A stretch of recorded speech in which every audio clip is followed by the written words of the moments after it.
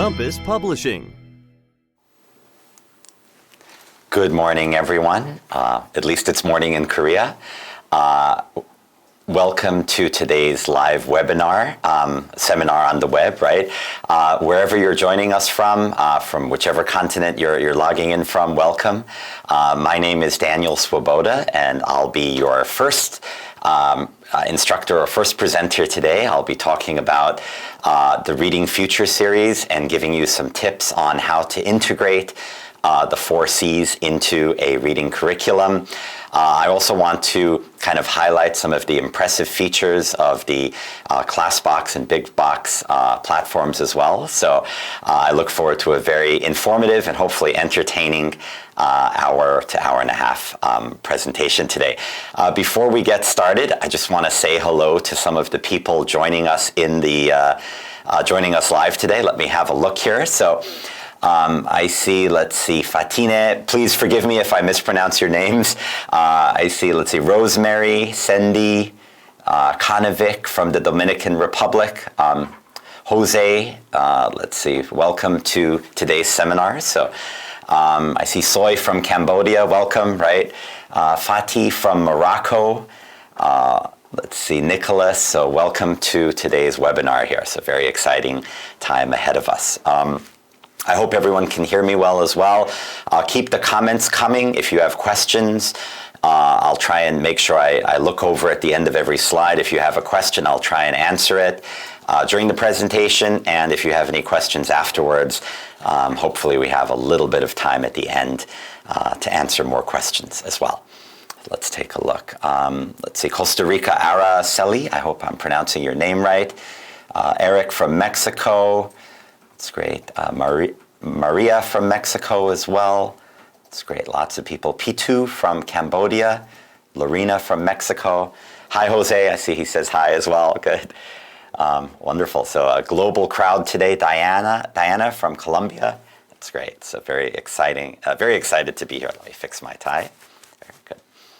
Okay. Now that I've said hello, you know who I am. Let me just go over the title of today's presentation a little bit. So you'll be able to look at the slides a little bit later. But I've titled today's presentation, Teaching 21st Century Smart Reading. Okay, so using the Reading Future series, featuring the 4 C's. So if you think about today's presentation as if it's a movie, so the main role, kind of the main actor here is the Reading Future series, and then the supporting actors and actresses, the supporting roles will be taken up by the 4 C's, and then combined, they create the idea of smart reading for the future. So, and if you may have heard of these before, you may have not, but the 4 C's include the ideas of critical thinking, creativity, collaboration, and communication. Okay, so the 4 C's there.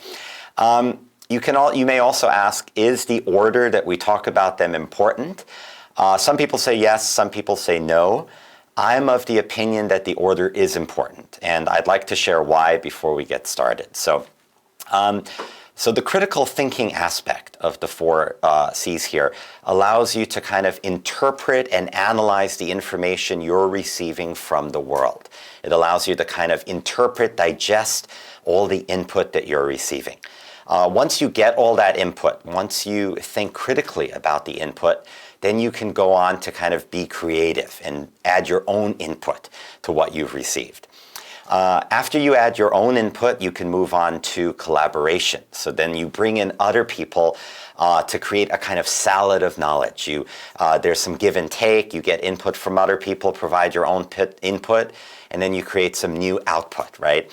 And once you have that new output, you need to communicate it, maybe to your peers in the classroom, maybe to the teacher, maybe to the wider world via social media, via written reports, etc.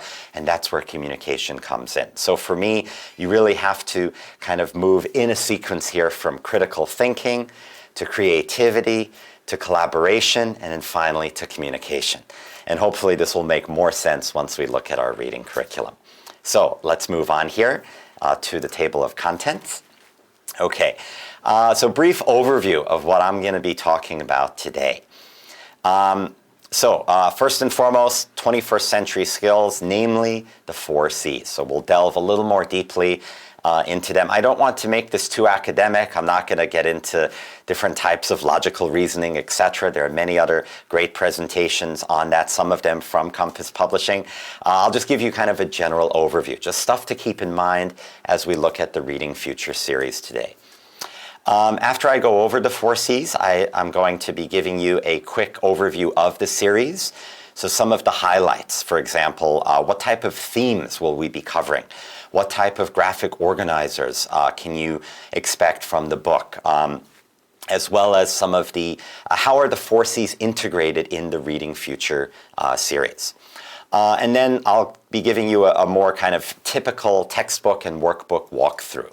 But of course, in the 21st century, especially given the recent COVID-19 crisis, a lot of us are delivering our material, our lessons over platforms such as Zoom or WebEx or Microsoft Teams, etc., GoToMeeting. You might be delivering it over YouTube, just as I am now, in which case you'll be very interested in our digital platforms. So we have a range of digital platforms available, namely the ClassBox series and the Big Box platform, and I'll be walking you through those as well. And then providing a very easy to follow a live demo at the end of both platforms. So a lot of exciting stuff coming up. Let's jump in. So first and foremost, 21st century smart skills as they apply to a reading curriculum, namely the 4 C's. Does anyone remember what the 4 C's are? Sorry, as a teacher by trade, I have to ask. This is some formative assessment in the middle of class here. So does anyone remember? Hopefully you do. They all start with C. So we start with from critical thinking, move on to creativity, a little bit of collaboration thrown in, and then finally onto communication. So keep those terms in mind. They're going to be coming up again and again today. So let's take a look at some general ideas about 21st century skills, and then we'll move on to the 4 C's. So, if you've been a teacher for quite a while, as I have, you may know that there are 2 different approaches, right, to teaching in the classroom. So one, if you have a very large class, if you're teaching very specific content, say in medical school, or if you're training engineers, a lot of times you do have to resort to a teacher-centered classroom. But for language skills, particularly for teaching a second or third language, what you want to do is kind of move the focus from the teacher onto the students, and hence the need for a student-centered classroom in the 21st century. So what does that really mean for us teachers, for us people working in schools? What does that mean to have a student-centered classroom? Let's have a look. So there's been a shift in instructional approach. So when we had a teacher-centered classroom, what the teacher's job was to provide direct instruction, very much one-way instruction, right? The teacher had to command a lot of authority. They had to be a subject expert, and they had to model language again and again. So provide lots of grammatical tips. It was very much the teacher would speak for an entire hour, and they also had to model language on the whiteboard or in a workbook, etc. So that's very much 20th century. That's very much a 20th century instructional method. So what we've done in the 21st century is move on to a student-centered approach. So what does that entail? What we do in a student-centered approach is students are cooperating with the teacher. So the teacher is more of a facilitator, a coordinator of the classroom, helping students learn the material on their own, right? So after you facilitate learning, you also delegate exercises, maybe some pair work, maybe a production-based activity where students are coming up with their own content. So you can see how there's been a shift here from teacher to student, right? So first, that's the first change. There's another change I'd like to focus on as well. There's been a huge amount of flexibility introduced in the classroom as we've moved from teacher-centered to student-centered. So let's look at some of the ramifications in terms of flexibility as well. So if you look at a traditional teacher-centered classroom, what do you see? You see students sitting in rows. You see the teacher up at the whiteboard or blackboard, namely the sage on the stage, right? Giving instruction, ordering students to do this, to do that. Of course, that has all changed in the 21st century. So in a 21st century classroom, students are sitting next to other students. Why? To facilitate collaboration, right? They might be sitting in different groups. They might be sitting in pairs. They might be sitting in a horseshoe-shaped or even in circles for reading activities, right? Moving on. So we see that there's been a shift from the teacher to students. We see that there's been the introduction of more flexibility. But what else has changed? There's also been a focus not strictly on content, but these days on skills. So what type of skills do we need to teach our students? Let's have a look. So there's, of course, still a focus on traditional skills, namely the 3 R's, okay, the key subjects of reading, writing, and arithmetic. Now, I'm not a math teacher, so I'll leave arithmetic to people who know more about math, but certainly reading and writing are key subjects for any language teacher, right? And before you can start writing, as any teacher knows, you need to teach your students how to read, how to comprehend input, right? Listening and reading are key input skills, right? So to kind of better reflect this new reality in the world, in 2002, a coalition of experts in various fields came up with the idea of a framework for 21st century learning. And these include examples of like life and career skills, as well as information media technology skills. Are you able to use a computer, a mobile device? Can you interact on social media, etc.? But more to the point, they wanted to teach students the 4 C's. So these are learning and innovation skills that apply to almost any subject. So what you're going to be doing as a teacher using the Reading Future series is focusing on the 4 C's. Are these only for reading class? Not at all. These will come in handy in listening, in speaking, in writing classes, as well as in math class, in computer class, etc. So these skills extend across the curriculum and will help students as they pick up skills they need for life. So let's move on here. So we've already talked about critical thinking. We've talked a little bit about creativity, collaboration, and communication. But if you look at the 4 C's in terms of a Venn diagram here, what's the most important skill? Now, every teacher may have their own ideas on this, but in my opinion, the most important skill here is creativity. Because when you accept input for critical thinking, when you reach out to other people and collaborate, when you create output for the world and communicate it, in all of these steps, you need kind of the basic framework there is a sense of creativity. Are you able to be creative enough to get some of your ideas out there, right? So keep that in mind as well. Moving on here. So this is kind of a close-up to some of the stuff we talked about earlier. And as you can see, there are kind of concentric circles here. So we have a foundation of having, testing standards, having a good curriculum, professional development for teachers, such as today's webinar, as well as a good learning environment, be it an offline environment or a physical environment in the classroom. And then we have key subjects, for example, English, for example, reading or writing, etc. And then on top of that, another layer of skills include the skills that I mentioned earlier, namely the 4 C's. So let's jump into some of these 4 C's and look at them a little more closely here. So the first one, critical thinking here. Now, what kind of skills does critical thinking encompass or entail? Let's take a look. So to be able to be a critical thinker, what do your students need to do? They need to be able to reason effectively. So can they reason through a problem when they're faced with an issue? Can they make effective judgments or reach adequate decisions? Are they able to solve problems? And this kind of ties in with the idea of task-based teaching or task-based instruction. So if you're giving your students a pedagogical task, sure, they'll probably be able to solve it. But what if you give them a real-world task, say in a listening activity or a reading activity? Are they able to solve that? And to be able to solve real-world tasks, your students need to be able to think critically, right, in the classroom. Before we look at creativity, I want to just focus for a minute here on collaboration. Because collaboration is a useful skill in any classroom, not to mention in the real world. So what does collaboration involve here? Let's take a look.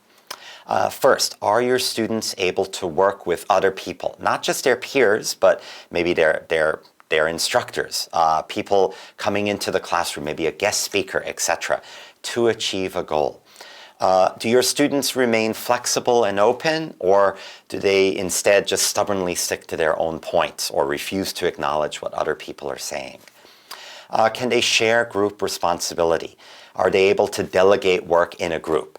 So if you've given group work, and I'm sure most of us have, in any larger group, there are always the freeloaders, students who don't want to, play a role in the group. So are you able to kind of manage that as a teacher? Are your students able to communicate and overcome that issue?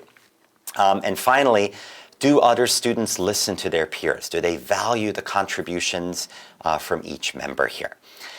So on the next slide, I want to kind of show you a humorous picture or a kind of a realistic picture of what group work sometimes looks like in the classroom. So hopefully this is not your classroom, right? So I hope not. If it is, we'll look at some tips to kind of resolve these issues. But many years ago when I first started teaching, I would assign students in groups and I would say, okay, get to it. Figure this problem out in your group. And sometimes this is what it looked like, right? So there was complete chaos. The students didn't really know what to do. There was no delegation of authority. They would just sit there looking at me or start talking about other stuff that was unrelated to the task at hand. So you don't want this to happen in your classroom, right? So let's look at some solutions here. So if you don't manage group work well, what's going to happen? It's going to be difficult to control. Your classroom's going to be really noisy. The students will get off task easily, or they'll revert to using their native language, the L1 in the classroom. And it'll be difficult to assess if they've learned the objectives that you had for that lesson, right? So here are some tips that I can offer to make life better in terms of collaboration, in terms of group work. So first, you want to keep your groups as small as possible, right? Obviously not 2 students, that's pair work, right? By definition, that's not group work, but I would say you want to keep your groups to no more than 4 students. Why? If you have 5 or 6 or even 7 students in one group, you're going to have freeloaders, you're going to have more off-task speaking, etc. That's going to get students a little bit confused. Part 2. You want to clearly define your objectives, okay? As an educator, you want to have very small tasks that are easily met. So the objectives need to be met as easily as possible, and you want to define them at the beginning of the task, at the beginning of class, right? You also want to check understanding not just at the end of class, but in the middle, like every 5 minutes, every couple of minutes, you get your students' attention, get them looking up front, and seeing how they're progressing through a particular task, right? You also want to assign roles to each student in the group, right? Not every student is going to be a great speaker. Not every student can be a leader, but you want to assign a variety of different roles. So one student might be the leader, someone else is the recorder or the note taker. And then this is the role no student wants to take, but maybe they can play rock, paper, scissors, roll the dice, etc. But of course, 1 or 2 students will need to be the presenters of the information at the end, right, to the rest of class. You also want to make sure that you choose tasks that aren't too easy or too difficult, right? They need to incorporate just the right amount of challenge, complexity, right? A couple of different steps so that students don't finish too quickly, right? And then finally, as teachers, I know this was a problem for me many years ago. I would just give students a task and expect them to kind of figure it out. That's not really the right way to do it, though. You want to provide a decent level of scaffolding, right? So teach maybe the vocabulary that they need at the beginning. Give them a reading passage that they can work from. Provide maybe some grammatical structures that they can base their answers off of at the beginning of the activity, right? Okay, so that's collaboration. Let's move on to communication here. So what's important when it comes to communication? A couple of different factors.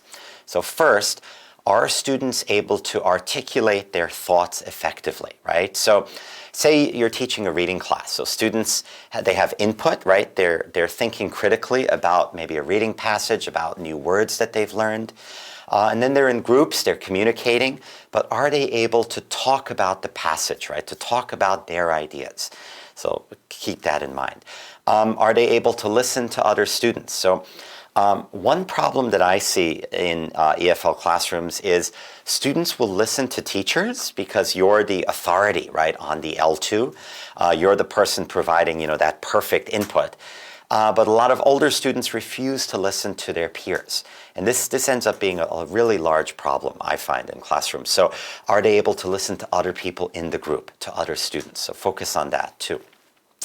Do they have a variety of different aims and a variety of different audiences, right? Is the output that they're producing of a certain quality? And finally, because it's the 21st century, because many of us are teaching online now, are they able to use media effectively? Are they able to take advantage of technology in the classroom, right? So to kind of give everyone an idea of what type of aims we need to have in terms of communication in any class, be it writing, reading, speaking, etc. I would say this is a good framework that any ELT teacher can use. So first, are students able to state their opinion on a topic? So for example, I'll give you an example. You can see it on the screen. In my opinion, learning is the process of blah, blah, blah, right? So are they able to tell you their ideas on a topic?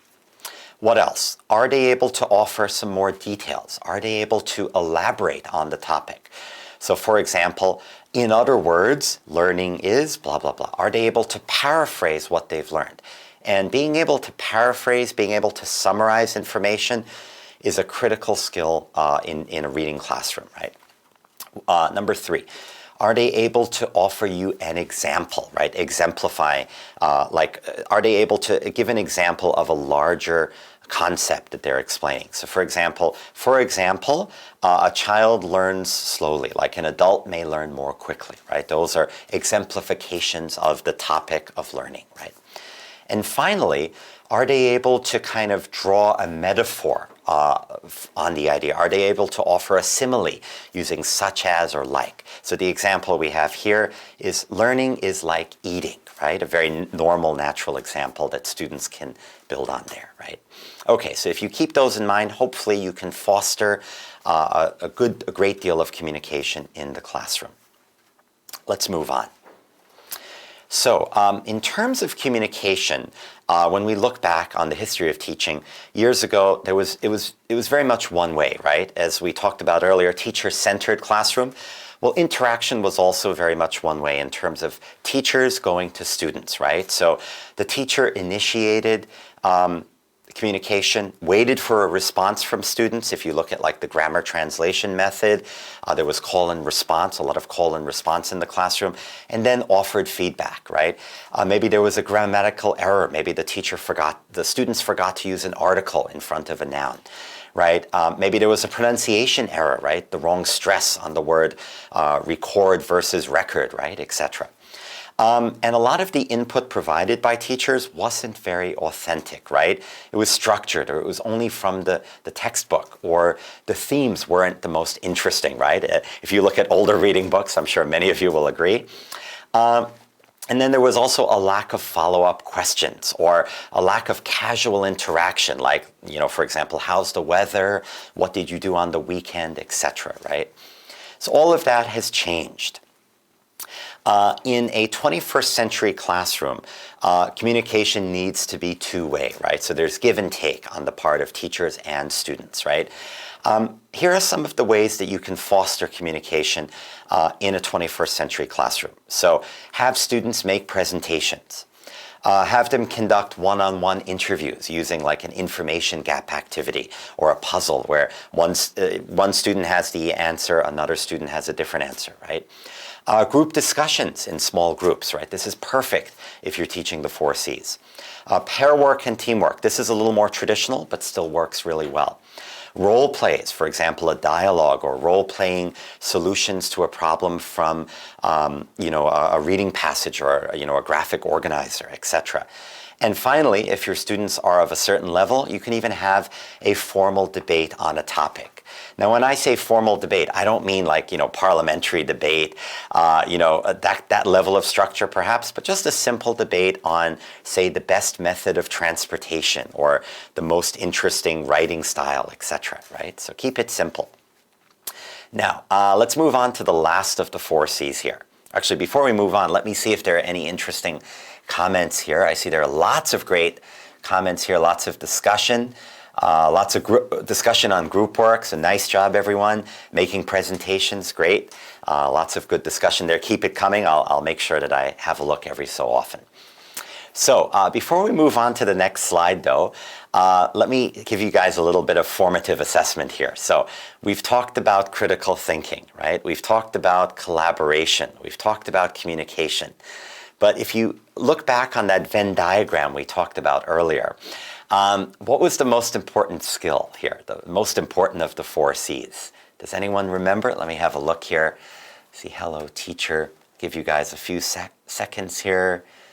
Okay, I'm guessing. Hopefully someone, sorry, there's a bit of a lag between me speaking and the comments here, but hopefully everyone remembers that the most important of the 4 C's is creativity, right? So you can ask yourself as a teacher, are my students able to think creatively? Are they able to work creatively with other students? Are they able to implement innovations in what they're doing, right? Now, when we talked about group work earlier, this kind of blends into that discussion. If you give your students too much room to be creative, what are you going to get? Probably the picture you see on the screen, right? A chaotic classroom where no one knows what to do. There are no set objectives. Your students are reverting to their mother tongue, etc. So you don't want that. So as a teacher, while fostering creativity, you need to remember to set very specific goals, very specific aims for each task. So, and you've probably heard of this term before. As a teacher, you want to create a sandbox for learning, a sandbox for students to be creative, but not to go overboard, not to lose sight of what they need to achieve in the classroom, right? So setting boundaries is very important here. One great way, my personal favorite here, a way of encouraging creativity for any task in the classroom is to use mind mapping. Now, I've given presentations on mind mapping before. I find it works great. It encourages students to learn vocabulary, but beyond learning vocabulary, it also helps students kind of structure what they're reading, right? So when students read like a longish passage, especially if you move on to upper grades in elementary school, middle school, or high school, what you'll see is that a lot of students kind of lose track of the main idea in a passage or the supporting details. But if you encourage students to mind map every passage that they read, or at least once every lesson, you'll see students are able to kind of keep track of what they're reading, right? And this helps students visualize the ideas that they see in a reading passage. Now, mind mapping is great for other reasons too. It encourages collaboration. Mind mapping, you usually want to make it a group activity, have students work in small groups. It also encourages, oral output at the end. Students can present on what they've decided, what they've created in a mind map, and it encourages creativity. Because if you give, say, 5 groups the same task to create a mind map of a reading passage, every group is going to create a different mind map, right? So the number of different mind maps you can create is infinite in any classroom. So I highly encourage students and teachers to take advantage of this great visualization tool. Okay, so, wow, that was a lot of talking there. So hopefully I haven't lost anyone along this great journey here. So I hope I've given you a good kind of overview of 21st century learning, 21st century classrooms, and the 4 C's. And we'll be coming back to these ideas again and again over the course of today's presentation. But what I want to do now is kind of move from theory to practice in the classroom. What kind of practice, you may ask? Reading practice in particular, right? So when you're choosing a reading curriculum, how can you pick one that kind of focuses on 21st century skills, that encourages you to create or foster a 21st century classroom? And I can say with some confidence today that I think, at least personally, I've found the right curriculum. And that curriculum is Compass Publishing's Reading Future series, okay? Now, I feel that Reading Future is a wonderful series to encourage students to embark on reading journeys in the 21st century. And as teachers, you're bound to ask why. So let's take a look at some of the highlights of the series here. Let's take a look here. So a lot of reading series, one problem I find is that they're kind of limited in scope or age level, right? So some of the series I've used in the past, they're only for first to, say, second or third grade, so for young learners, young elementary learners. Other books are kind of pitched too high. They start from, say, the 6th grade and work their way up to maybe the end of middle school or junior high if you're in the US, etc. So what I want as a teacher is a reading series that I can get comfortable with, like that offers the same kind of structure, and I can use it for almost any different age group. And I believe that Reading Future kind of offers this level, this type of scope, or this range of different levels here. So if you can see on the screen, Reading Future starts from kindergarten, so very young learners, and works its way all the way up to 8th grade, so kind of the end of middle school there. So this offers you a lot of flexibility. Once you get comfortable with the series, you can just keep using it for any age level.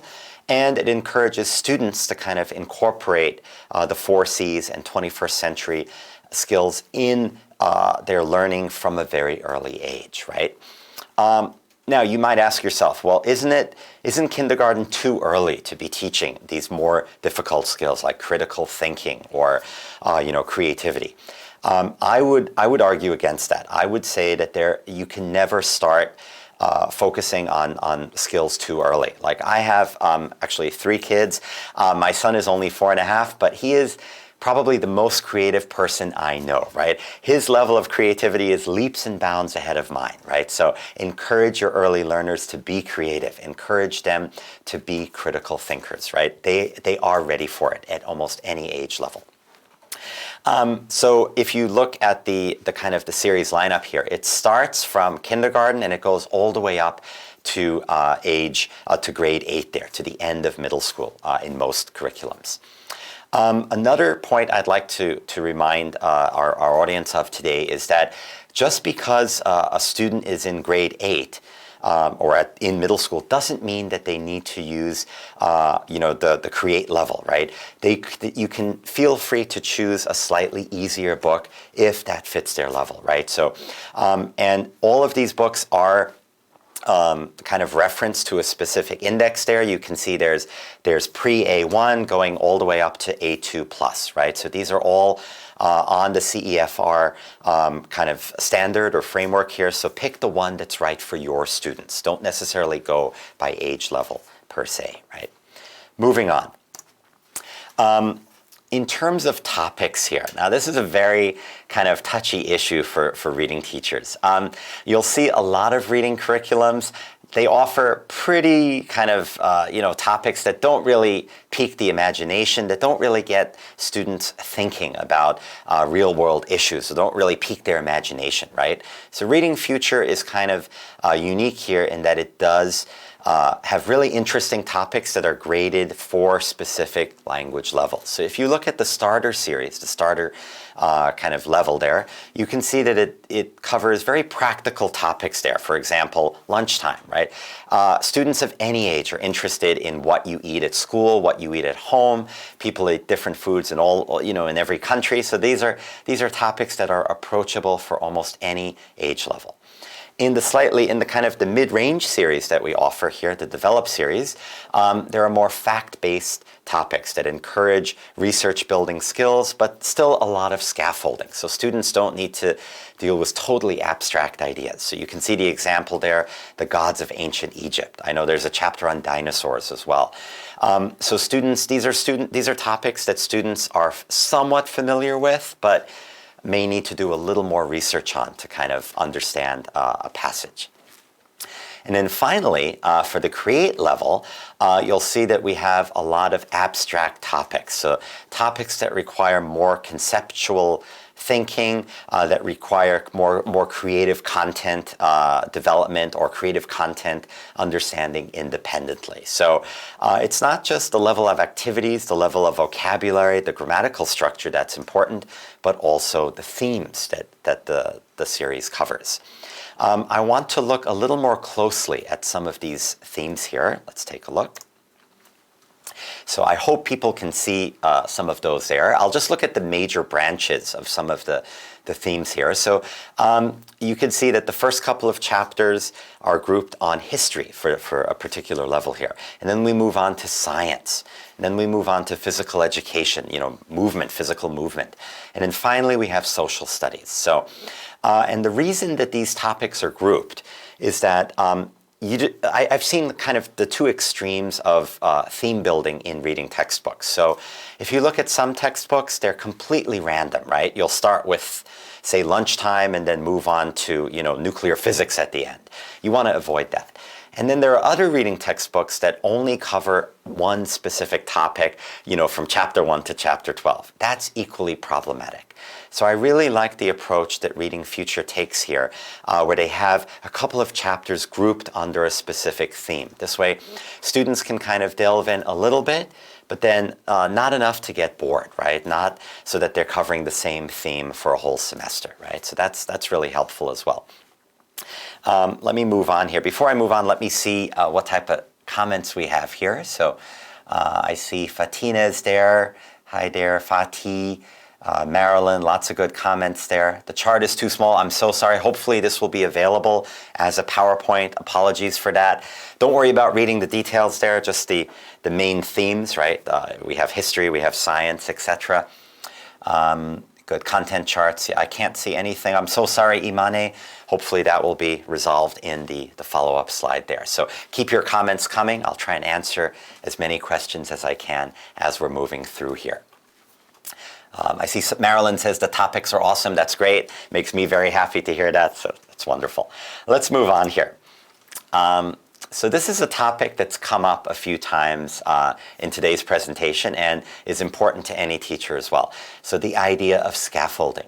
Too much scaffolding and a reading exercise ends up being too easy.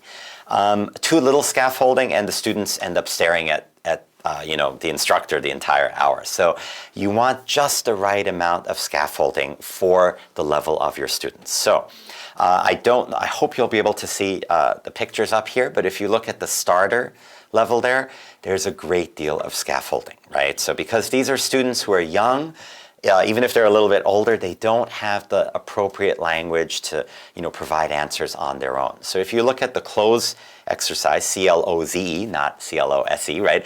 The cloze exercise up on your screen, you'll see maybe there's a sentence from the passage, and all the student needs to do is pick a word from the word box there to fill in the blank. So just the right level for most, early learners or most students at a more basic level, right? For false beginners, for example. Once you move on to the develop level, the develop range, you'll see that the scaffolding is slowly taken away. So one example of this is providing students with more answers than they need to answer, the questions provided. So let me exemplify that a little bit. So say you have 3 questions, right? Giving your students giving your students 4, possibly even 5 answers. In the technical lingo, those are called distractor answers.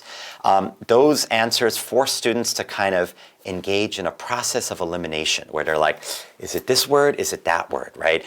Particularly if the answers are close in meaning. So that really pushes the students to apply critical thinking skills even in a pretty basic, fill in the blanks type exercise there. And then if you move on to the create level and higher levels there, you'll see that the scaffolding is minimized so that students have to kind of provide their own answers. So this forces students to ask themselves, do I really understand the text, right? Am I really able to, kind of apply my critical thinking skills and communicate the necessary response? I'm not sure if you can see the answers there, but you'll see the word box is taken away. There are a variety of different WH questions asked. This way students really have to kind of push themselves at the higher levels there. Moving on. Okay, so we've looked at some of the basic ideas here, themes, grouping of different topics, as well as scaffolding. But what I want to do now is look at some of the more exciting features of Reading Future. So why is this such a great series? And for me, the answer to that question is the guided projects, right?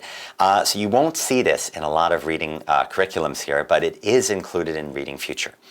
At the starter level, it's pretty basic, okay? So you want to build visual skills, you want to build basic comprehension or cognitive skills.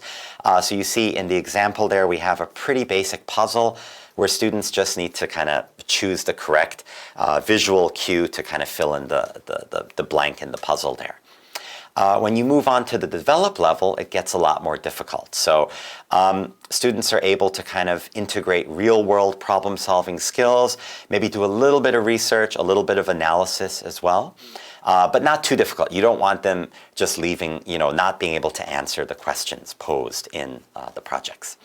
But what really excites me as a teacher is the kind of guided projects in the create level. So here you have students really, being pushed to be more abstract, trying to solve, more difficult real-world questions that might even puzzle adults, etc. So for me, that's kind of the highlight of the series there. Let's take a closer look here at different aspects of the guided projects. So the project guide that you'll find in pretty much every chapter of the series pushes students to use their critical thinking skills, so we've talked about today. It also encourages students to do some research and analysis. How? By building digital literacy skills, right? So are they able to look for reliable information, maybe from a Wikipedia type source, maybe from a news source, maybe asking their peers, etc. And since we mentioned asking their peers, are they able to build the necessary communication skills for that interaction, right?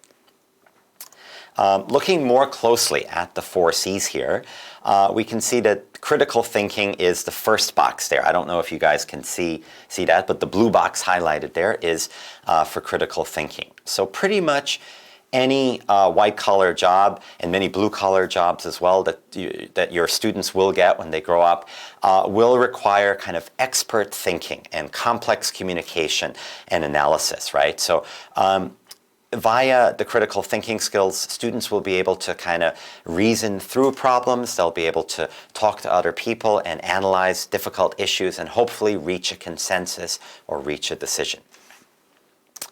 Moving on, creativity, right? So I'm full disclosure here.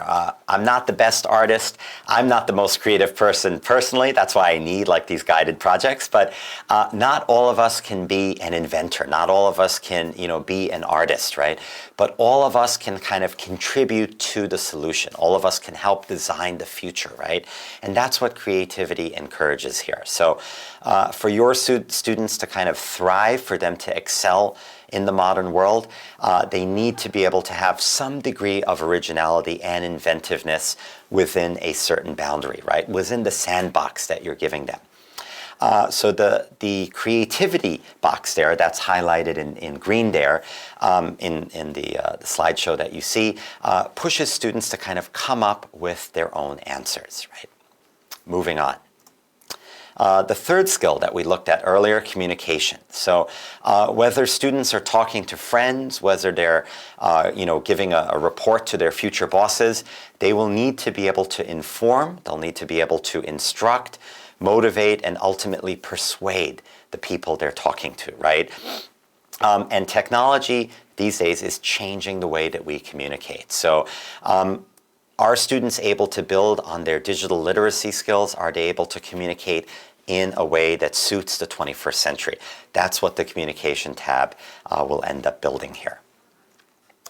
And finally, collaboration. So collaboration is highlighted in yellow or orange on your screen there. So as communication and globalization kind of filter throughout the world here, communication is becoming more and more important. So are your students able to reach out? Are they able to compromise when there's a difference in opinion? That's what these collaboration skills will encourage them to build in the classroom, right? Okay, so I hope I didn't rush through that too much. So we covered some of the highlights of the Reading Future series there. We looked at the themes, we looked at the amount of scaffolding provided, we looked at how the 4 C's are built into the guided projects in each chapter. But what I want to do now is kind of move away from the textbook and the workbook, kind of the printed materials, and look a little bit more at the digital materials provided. So, and the Reading Future series really excels in this regard. So if you've looked at other series in the past, you've probably seen clunky CD-ROMs or DVD-ROMs where you needed to install, large files that took forever, or the CD-ROM ended up getting scratched and you couldn't play the video, etc. Well, that's all changed with the Reading Future series. So this is a whole new 21st century world we have here, and Reading Future provides the digital tools, the materials that you need, all online, right? So these include a comprehensive digital ebook platform and library via the ClassBox platform that will make your life much easier, with built-in audio, as well as the big box platform that will make your students' lives much more exciting when they return home and kind of need to review the material at home, right? Or on their digital mobile devices, right? And best of all of the audio that typically is provided like in MP3 files, etc., is now built into the SoundCloud platform. So it's all in the cloud. So you don't need to worry about that aspect of digital media, right? Let's take a little bit closer look at the Class Booster platform before we move on here. So remember I mentioned that you can kind of assign homework earlier, that students can go back home and do some activities based on what they've learned in the classroom. Well, what makes that possible is the Class Booster platform here. So it's a great way for students to reinforce what they've learned via Zoom or in a physical classroom at home or on their digital devices when they're maybe on the bus, when they're in the park, whatever, right? So students can follow along at home. For students maybe who don't have data plans, it's also available in a desktop version. So this way they don't need to feel left out even if they don't have the latest and greatest digital device. And it includes really fun games, right? So even stuff like, word searches or putting, sentences in the correct sequence, all of that has been gamified. They have really cool, background music, etc. So I know my son is like, Daddy, big box time, Daddy, big box time. So he really likes it. He's only 4.5. So yeah, I'm sure your older students will love it even more, right? So great. Okay, now let's take a closer look at the series here. I see we don't have all that much time left, and I still want to give you a live demo a bit later as well. So I'm going to on the next couple of slides, I'm going to give you kind of the customary walkthrough of the textbook first, and then we'll look at ClassBox and Big Box as well.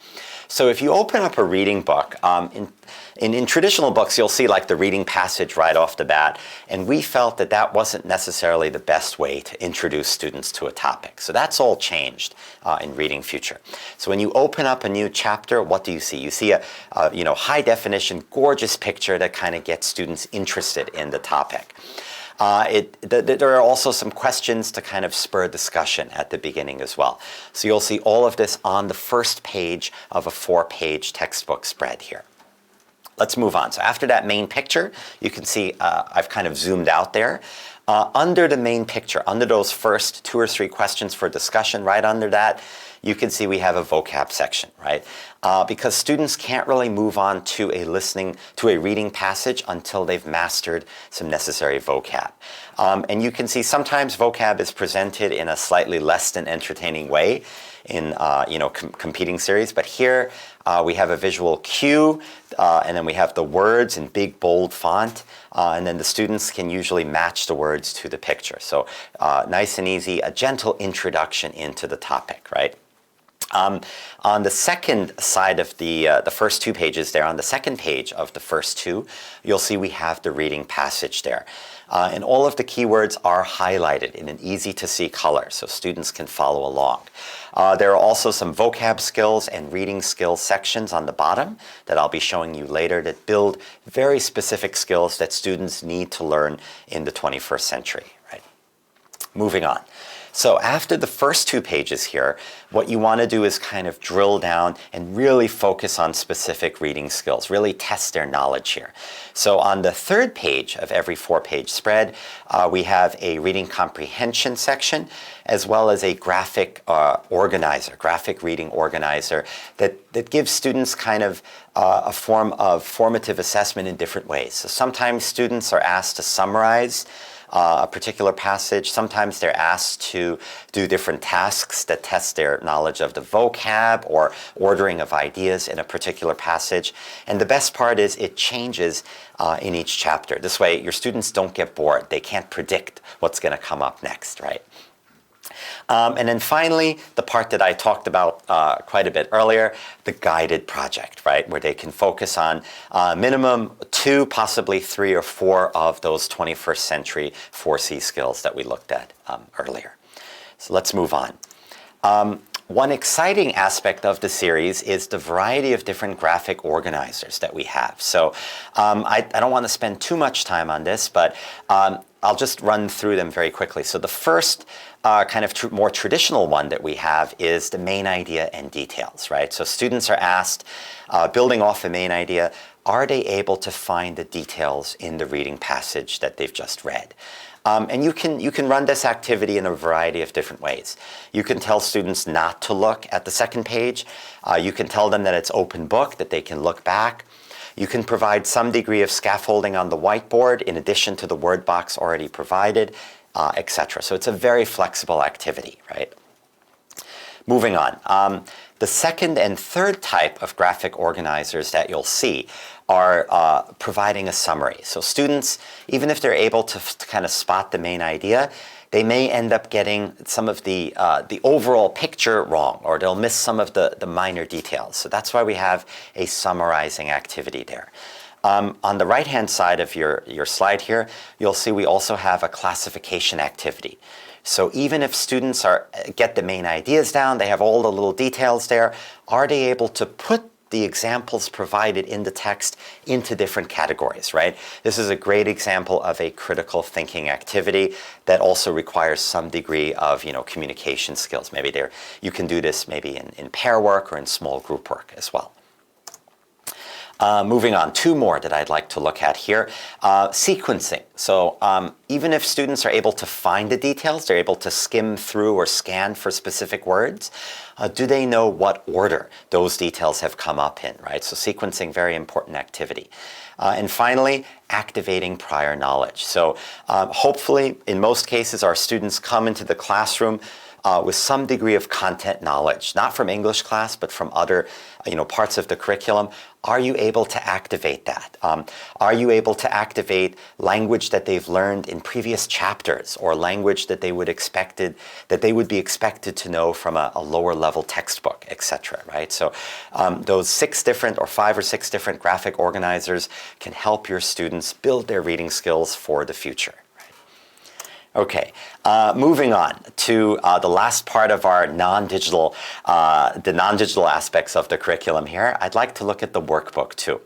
I'm personally, I use workbooks more for homework than in the classroom, but I know a lot of teachers, if you have a very long class, or if you have some higher level learners who are inevitably finished early with whatever activity you've done, I do sometimes still assign workbook stuff in the classroom just for the higher levels kids or students who might end up acting out or being noisy if they don't have anything to do. So for those students and for homework as well, we have a range of exciting puzzles that they can solve. The example we have up here is a crossword puzzle. So almost all students love doing crossword puzzles. There are also some activities where they need to sequence words in a sentence. And then finally, a summary activity here. So, and this activity is a little more difficult than the summary activity that you'll see in the textbook. This way, are they able to bring together all of the knowledge that they've learned from the textbook and kind of put it together for a capstone project in the workbook too. So highly recommended as well.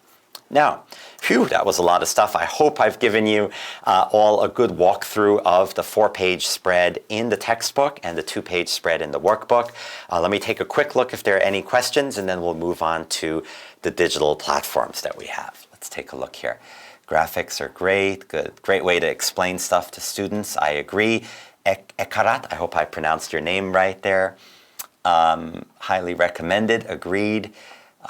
Interesting, and it's explanatory for sure. The themes we have, Flora, will keep your students interested.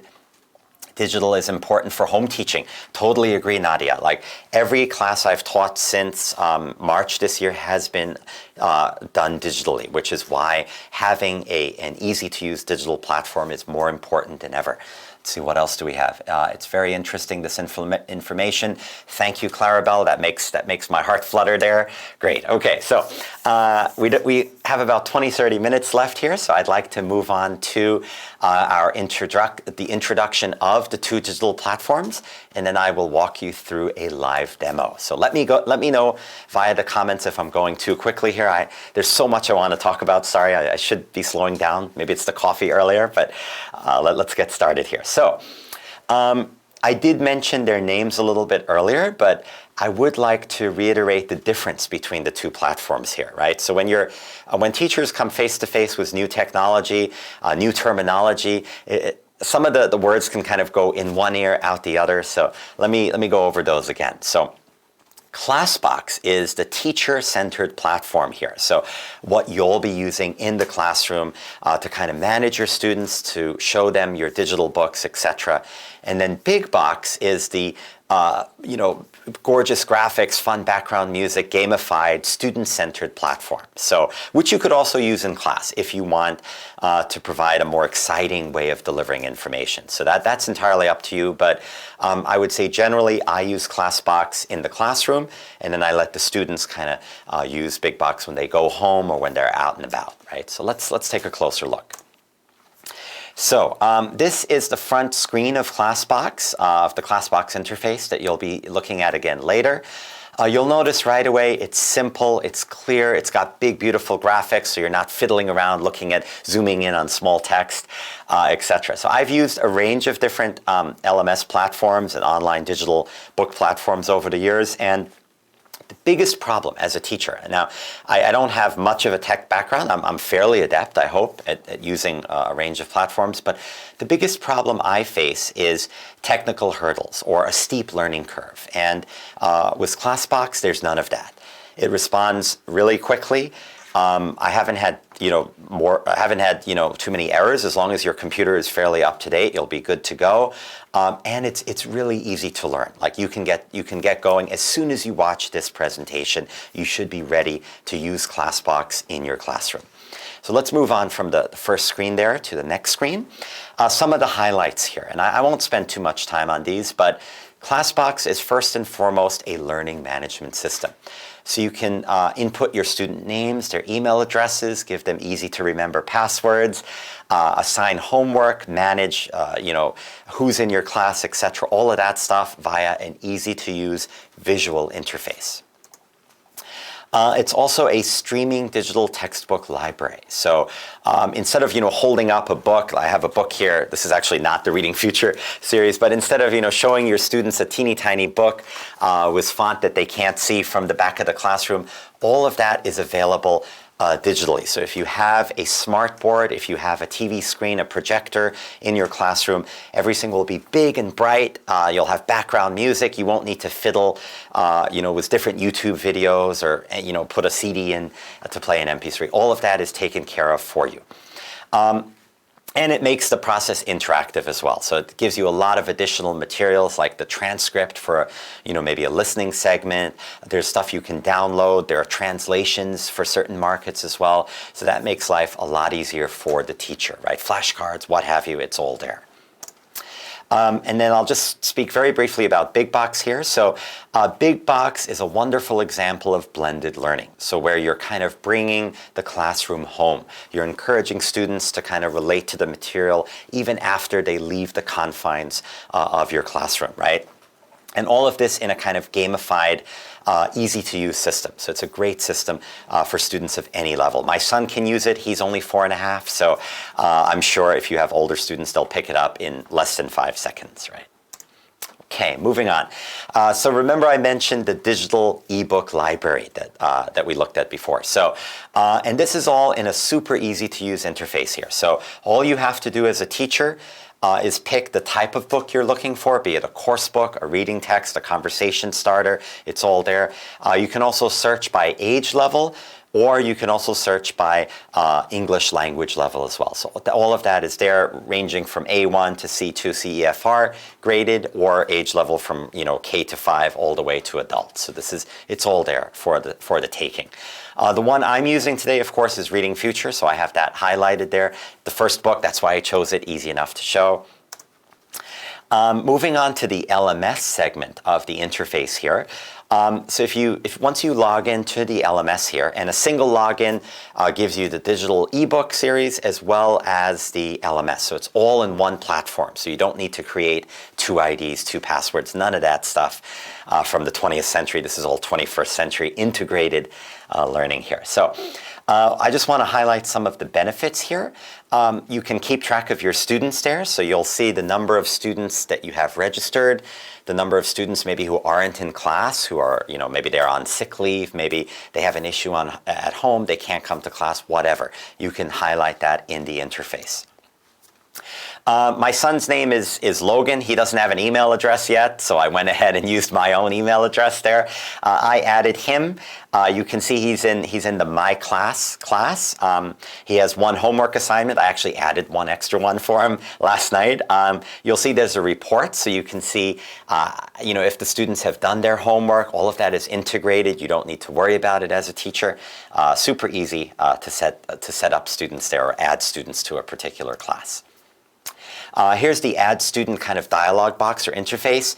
I've seen a lot of competing systems where you need to put in their date of birth, this, that, and the other. Let's see, ClassBox is not like that. It's super simple. All you need is a name, an email address that you can check to see if it's a real email address, and an easy to remember password. And the best part is the teacher can set the password. So this way, if students are having trouble, you can go ahead, log in, and fix whatever problem they're having, and then click save. That's how easy it is. Like 3-4 steps, you're done. Moving on. For teachers, once you've added your students, you can kind of get an expanded look at your class here. So I have 1 student, my son. He has 1 homework assignment, or he did at the time. Now he has 2. And you can edit the number of students. You can edit their homework, whatever. Super simple.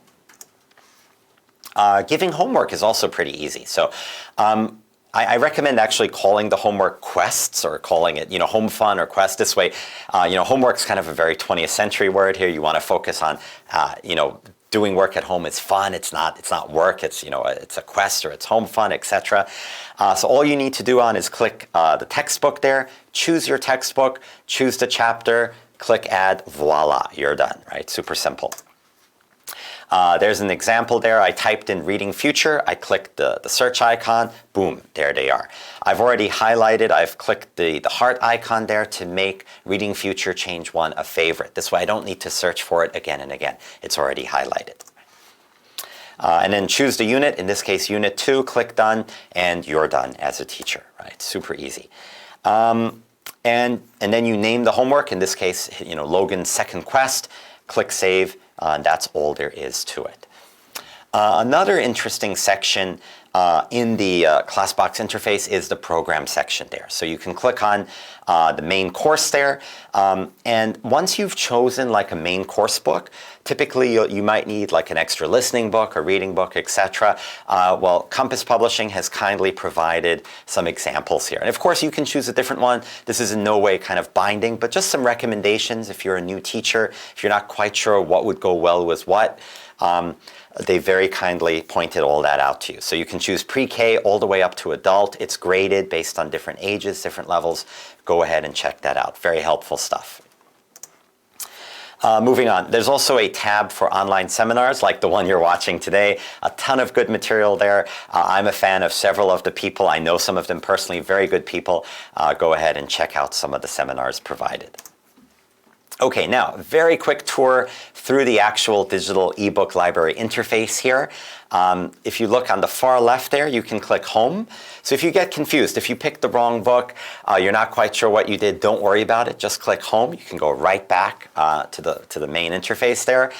They also have some downloads if you're looking for a flashcard, a transcript, a particular MP3 file you want to get it offline just in case.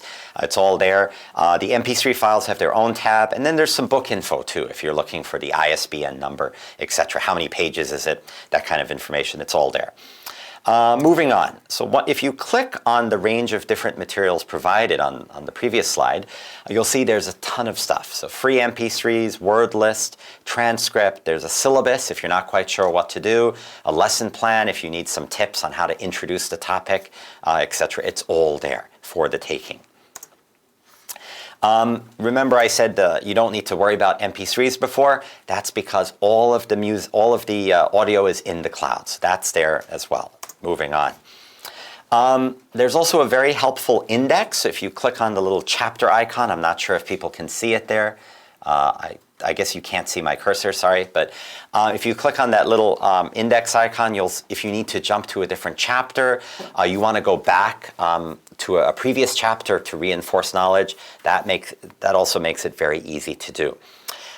Pro tip here, one of my favorite features of the interface there is the memo icon. So as a teacher, if you want to say, oh, I covered this chapter on a certain date, if you're teaching multiple classes like group 1, group 2, etc., you can make note of that as well. You see my little note there, cover on April 24th, so that's today via Zoom. This is actually YouTube, my bad. It's all there, right? So super easy stuff.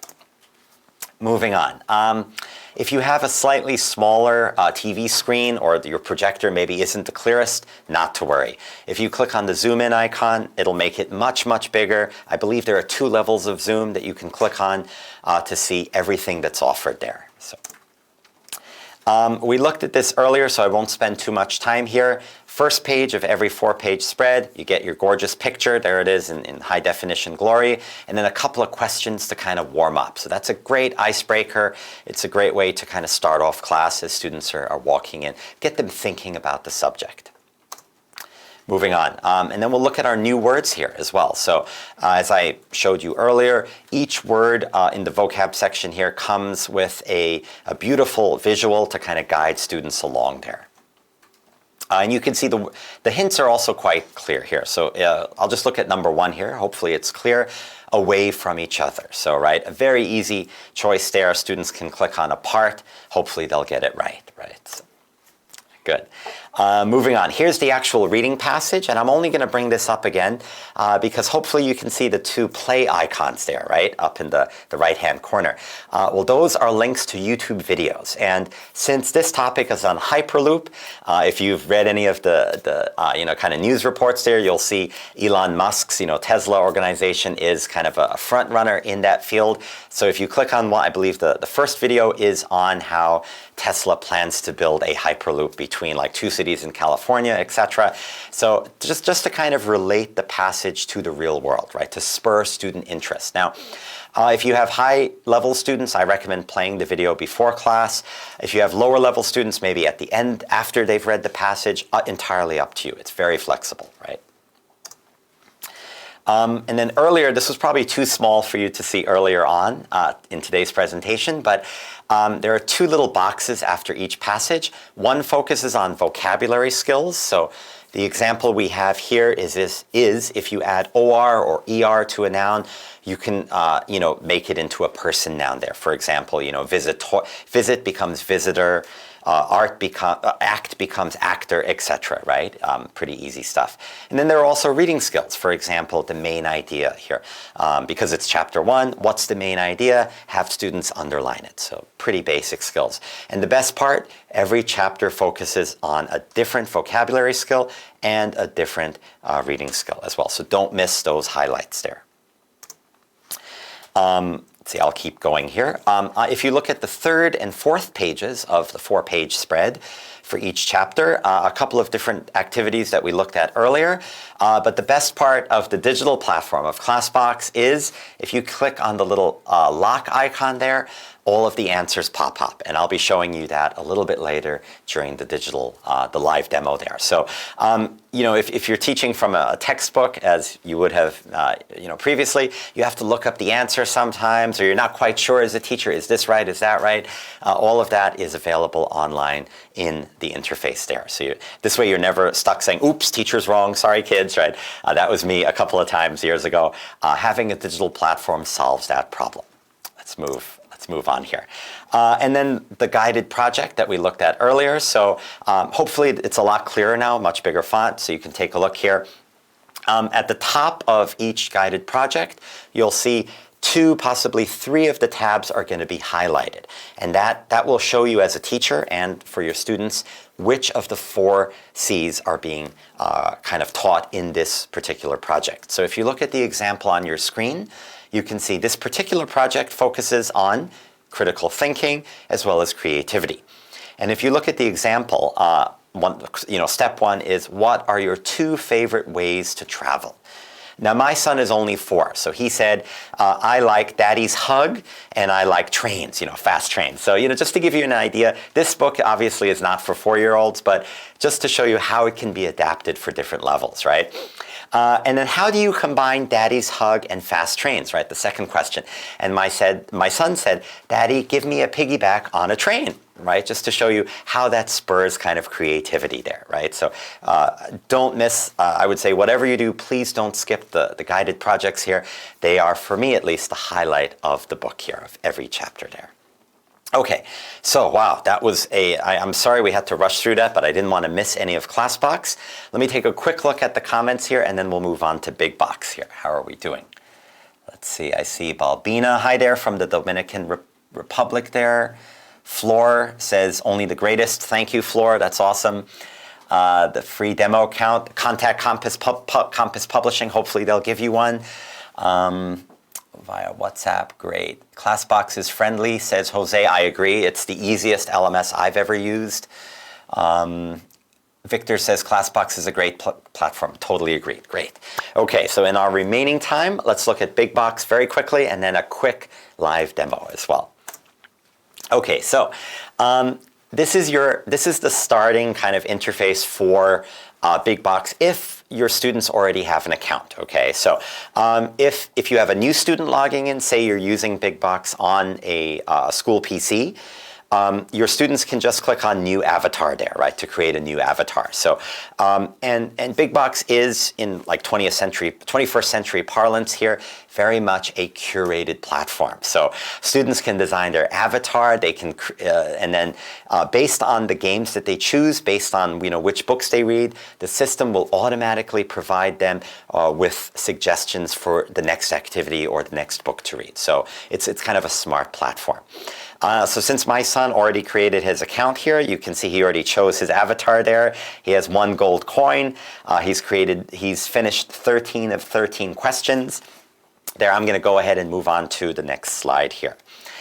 So as soon as a student logs in, they're presented with kind of the homework, the quest or home fun that they're scheduled to do. Now, several people have asked me, why is that? Why can't they just go in and play a game first or watch a video first? And the reason behind this is that you want to kind of push them in the right direction. Because if you let students, especially younger students, go ahead and play a game, they may never actually move on to getting to their actual quest or getting to the homework. So it'll always, the stuff that they have to do will always pop up first. And you can see, you can also click on past to look at previous homework, look at next to look at next week's homework, etc. So it's a very flexible system there. Moving on. And then students can choose in any sequence which activity they want to cover first. So we have like a word flash, word match, quiz, unscramble, summary activity.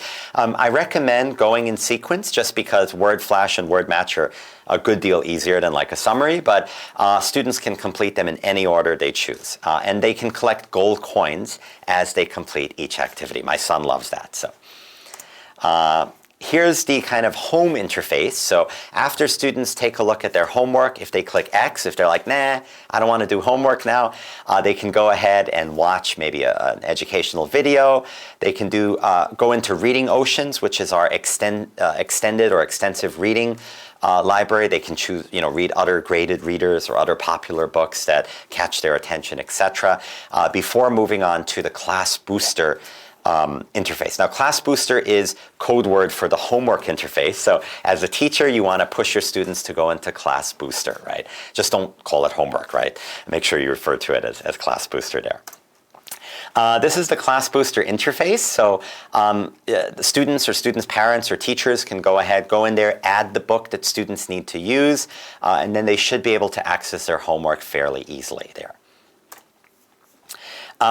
This is the interface in terms of the different chapters there. You don't need to worry about this too much. Students only need to worry about their quests, but as a teacher, as a parent, this can help you kind of look at all the different chapters available. I won't focus on each activity due to the lack of time, but I do want to look at our summary activity here. Remember earlier when we looked at the workbook, I mentioned that the summary was kind of the ultimate kind of capstone project that students should be able to complete.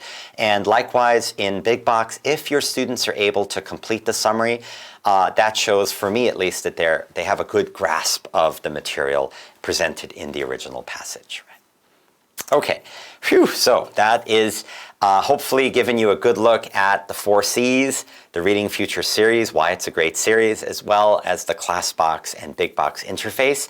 Now it's time for our live demo. But first, let's take a look at the comments again here. Let's see. Delmi says, great presentation about how to work with reading skills. Thank you, Delmi. Let's see. Victor says, you get 1 month free access. I was not aware of that. That's awesome. So there's really no reason for you not to sign up for an account, right? So go ahead, do that after today's presentations. Great strategies. Thank you. And these are all like research-based strategies. I'm not making this stuff up just today, just because I like the series, but this stuff is all based on existing research. So, great. Okay, how to work with STS reading skills. Good, okay. Keep the comments coming. I'll try and answer some more questions at the end. But for now, let's move on to our live demo. So I'm going to exit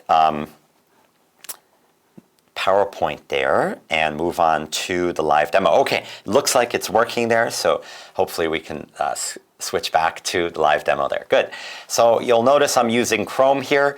I recommend Chrome. Seems to work flawlessly in Chrome. And this is the first page that we looked at earlier. So it looks like they've changed the background photos there, just giving you an idea of all the different features that ClassBox offers. And then right from the first page here, you can click on Digital Book. Now, I've already done that, but I do want to show you how user-friendly the interface is. So I'll go ahead and click on that. And you'll see the response is almost instantaneous, right? It's a great website, works really quickly. So I already have this open on another tab here, so I'll go ahead and click on Reading Future there.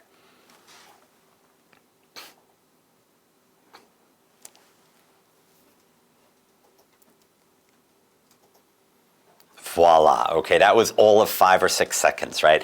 And this is a very rich media, hyperlinked interface, so you do have to give it just 3 or 4 seconds to load, but there's nothing to install. There are no ActiveX controls, no exe programs that have viruses, none of that. It's all easy to use and internet-based there. So now let's take a look at some of the features I mentioned earlier. You can see the stuff on the side here, like a sidebar. If you get lost, just click on Home. If you need like a specific download, click on Download there. If you want to listen to a specific audio file, go ahead and click on Listen to MP3, etc. But I want to show you some of my favorite features here, and the index is really, really helpful here. So I'm going to click on the icon marked lists there, and here you can see all 16 chapters here. So an entire semester worth of material listed right there. So say you're on week 2, you just click on unit 2. Boom, right there. Another interesting topic, right? City animals. My son keeps asking for a pet, so that's of interest to me. So let's go back to unit 1, since that's the example I'm giving today. So that's your index feature. Let's move on to another feature here, the memo feature. So if I click on memo, I can just say this is YouTube class. This is my YouTube class, and I've done this class on April 24th. First, it would help if I could spell as a teacher, right? First 2 pages. Okay, so I'm going to leave the kind of workbook type stuff or the graphic organizers, comprehension stuff for next week's class. I'm only going to do the first pages. Put that right in there, and then just click Save. And voila, there it is. So right there, right? Just click on that if you need it. The zoom in feature is really helpful, right? So I have a really large classroom, but my TV isn't the largest. So when I do need to focus on stuff, I just click on zoom in, and then you can drag it over there. Voila, much, much bigger there, right? So that's clearly visible now. If you want to focus on a particular sentence, I recommend using the drawing tool. So I've already used it here. If you want to ask your students, does anyone know any cities in the state of California in the US or some other country or in your country? Students raise their hand. Oh, teacher, LA, San Francisco. Voila, you can underline that. I'll just show you how it works. You can choose a different color here. For example, the word millions. So I know in different cultures, they have different words for counting large numbers. You may want to check comprehension of the words millions and billions, even trillions in English, etc. My son always asks me, Daddy, what's bigger than gazillion? I'm like, I'm not quite sure, son. If anyone knows the answer, please tell me. He'll be very happy, right? So Logan will be happy to know that. And of course, there are the more traditional tools. For example, you can go to the next page, etc. Pretty basic stuff there, right? So, okay. Let's see. There's also a thumbnail feature. I'm not going to click on that. It takes a couple of seconds to load there. But that gives you kind of a small icon view of many different pages. So if you're not quite sure which page you were on, you can click on that and jump to that particular page there. There's also a full screen view. I hope this works. It does work. Wonderful. Great. I wasn't sure if it would work on YouTube. It seems to work, so that's great. And that just makes everything a lot bigger and looks more like a designated kind of interface on your computer. And you can just click on that to return to the normal interface there. Good. There's not much else I want to show you except the answers. So if you click on answers there, and it's great because it shows you one answer at a time. I've seen LMSs that give you all the answers at once, and that isn't as helpful as being able to click on each particular answer. Okay, moving on. So I hope I've given you a good walkthrough.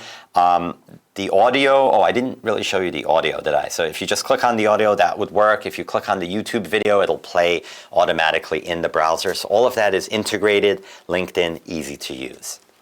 Okay, now I would like to return, oh, I ended up closing that tab, apologies. So I'm going to move on to the LMS here, because we only have about 10 minutes to go. So the LMS, super easy stuff. There are 3 tabs. The management tab that gives you an overview of your students, other teachers maybe that you're managing, as well as your organization. That's mine.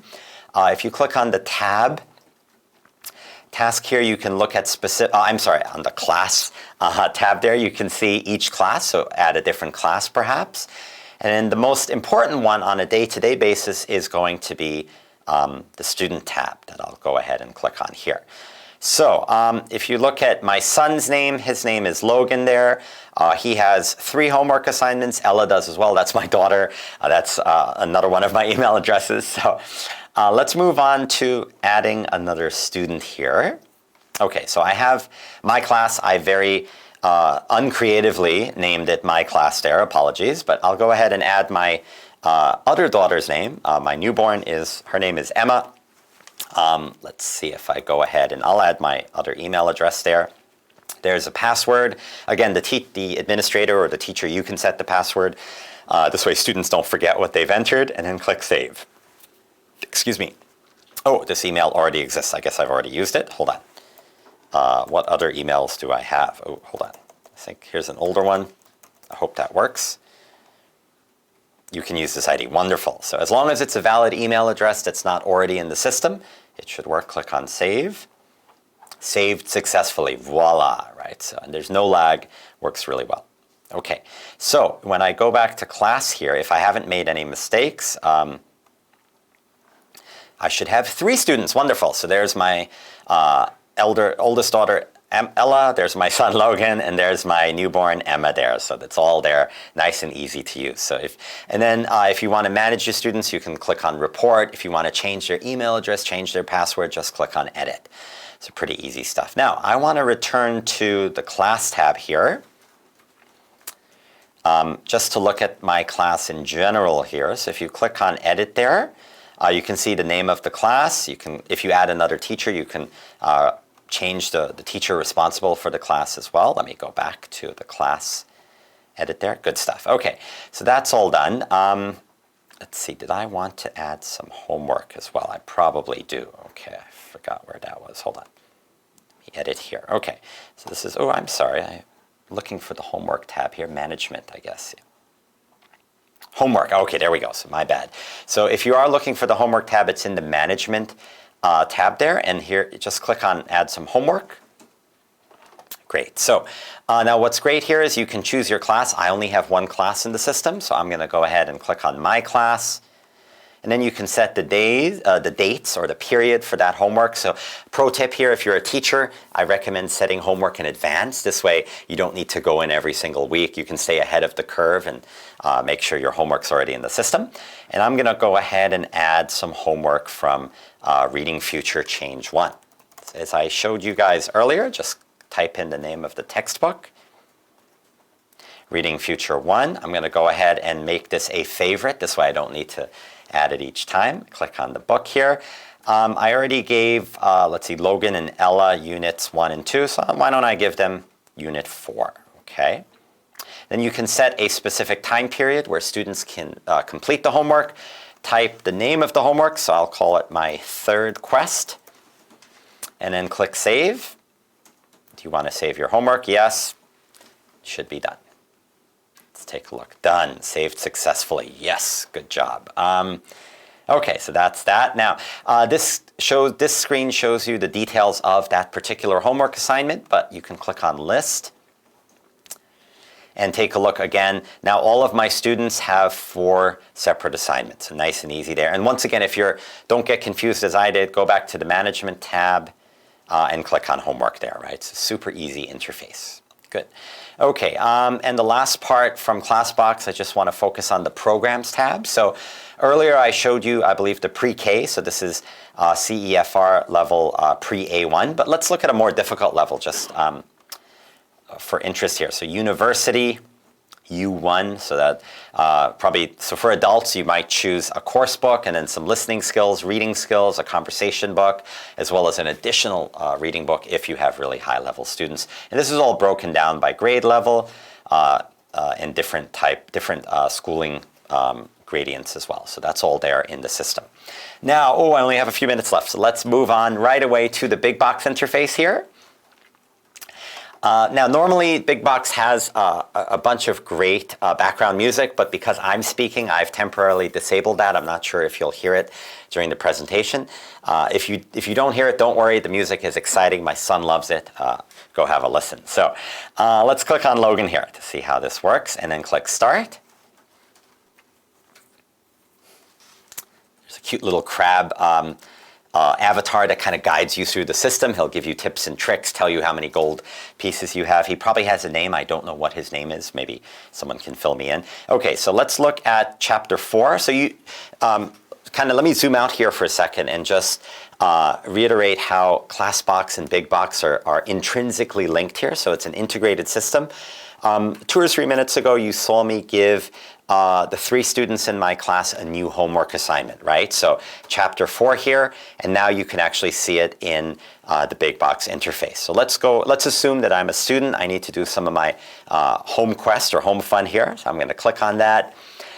Maybe I'll do, let's see, a word match here. That's probably the easiest and most enjoyable activity for kids.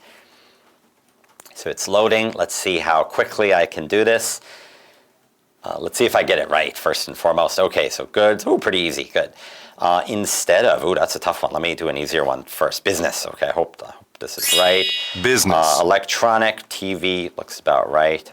Such. Ooh, okay, such a long. I hope that's right. Oh, is it? Yeah, goods. Am I doing it fast enough? I hope I am. Such. Ooh, that's a good one. Okay, good. Instead of. How about this? Nope, I'm wrong. Okay, instead of. Nope, I got it wrong. Sorry. Instead of this. No, I keep getting it wrong. Apologies. Okay, so screen.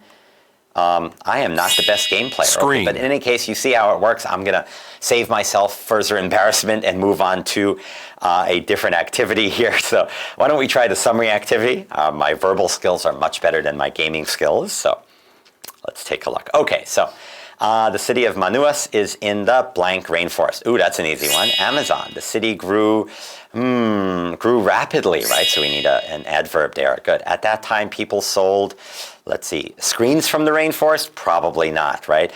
Maybe rubber from the rainforest? Great. Okay. Today, however, the city is known for different kinds of goods, maybe? Yes, good. Many kinds of blank are made in Manuas today. DVD players is in the next sentence. Probably electronics, right? Yes, got it right. DVD players and computer tours? Nope. Process of elimination, computer screens. Famous for rainforest tours. Ooh, okay. So great summary there. I got 100 points. Wonderful. And that gives me, of course, some gold. If a student doesn't do that well, instead of losing face, instead of being embarrassed, they can just click on try again to complete the activity again as well. Okay, so that's that. We've looked at the Class Booster interface, and like I said, you can look at previous assignments, future assignments. Very easy stuff there.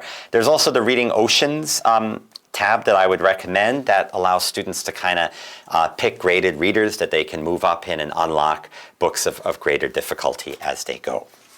Let's see. That's probably all I want to show you guys here today.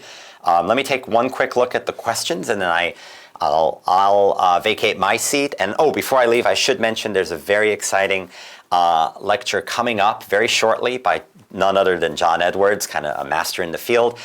He'll be talking about CLIL, C-L-I-L, how to integrate content into learning. Up-and-coming topic. It's a topic I don't know much about as well, so I'm going to stay tuned as well. Do not change the channel. Maybe go grab some coffee, stay right where you are, and the excitement will continue. But before I go, let me just take a quick look at the comments here. It's been great talking to everyone today. Click here and get access. Great to everything at Compass. Let's see, Mr. Tony, million thanks. Great. Okay. I will contact you soon to arrange for a meeting. Wonderful. Okay.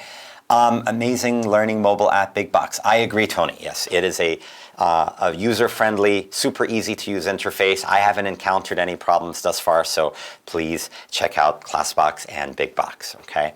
If you have any other questions, feel free to ask me later, but for now, I know this has been a very rapid-fire presentation. I hope I haven't lost anyone. Keep in mind some of the bigger issues that we've talked about, the 4 C's, reading future, integrating the 4 C's into a reading curriculum, and trying to utilize a digital LMS and digital ebook interface, as well as a blended learning interface for your students. Okay, so that's all for me today. This was Dan for Compass Publishing. I hope I can see you guys again soon. Stay tuned for part 2 very shortly. Bye, everyone.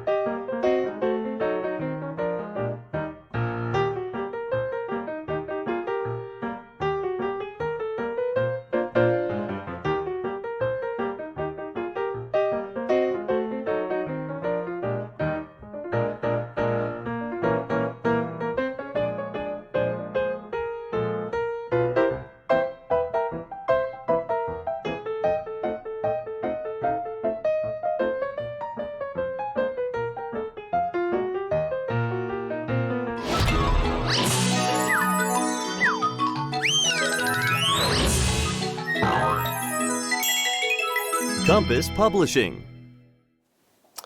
Hi everybody, how are you? Thank you very much for sticking around for the break while we got ready. I hope everyone enjoyed Daniel's presentation about Reading Future, and I'd like to welcome you to my presentation on behalf of Compass Publishing. I'm going to be talking about CLIL today. CLIL is something that has been around for a little while, and some teachers already are using it, especially teachers in Europe, some teachers in South America also. But I wanted to talk to you a little bit about what it is and how to use it in your classroom. So if everybody's ready, let's begin. So just a little bit of an overview or the plan for today. I wanted to go through the background, what led up to CLIL and the introduction of CLIL, talk about what it is and the definition and some of the characteristics of CLIL. And I wanted to talk also a little bit about the pros and the cons, why you might want to use it in your class, and some of the things you might find challenging at first, some of the things that you have to overcome in order to use CLIL. And then we'll talk about how to actually implement CLIL in your classroom, and then how to plan classes around CLIL and the kind of language that you need to think about when you're introducing a CLIL lesson. So let's begin. By the way, you can always leave comments and questions in the chat, and I will be watching carefully. I have it right here on my screen, so hopefully I'll be able to address your questions and comments as we go along. I hope you enjoy the presentation.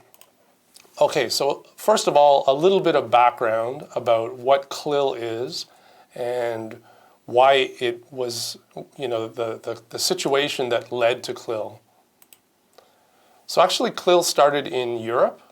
There was a researcher, David Marsh, who was working at the university in Finland, and he did some research about bilingual programs. And in the 1980s, education policymakers in Europe, they recognized that it was necessary to rethink ELT. ELT was not working well with the current approaches. It wasn't producing the desired outcomes for students. And also students weren't really engaged with lessons. And at the same time, English was becoming more and more important in the globalizing economy. So the policymakers in the 1980s wanted to look for some new solutions. So that's why David Marsh started doing this kind of research in Finland. Basically, they looked at some successful language teaching programs in other areas, for example, immersion programs and content-focused approaches. And they found that mostly these were in specialized or kind of elite education environments like private schools or things like this. This is where those successful language programs were happening. But what they did was they took the best approaches from the best kind of parts of those two kinds of programs, the immersion programs and content-based programs, and they merged them and they made it available to mainstream ELT. That's what CLIL is. It's a kind of amalgamation of the best practices of those two types of programs. I'll talk a little bit about one of the very early bilingual programs that is actually from my home country of Canada. When I was growing up, this was one of the programs that we had available to us. When we went through elementary school, then in middle school, we had the choice. Do you want to join the French immersion program or not? I chose not to, but some of my friends did, and some of them are very fluent in French as well.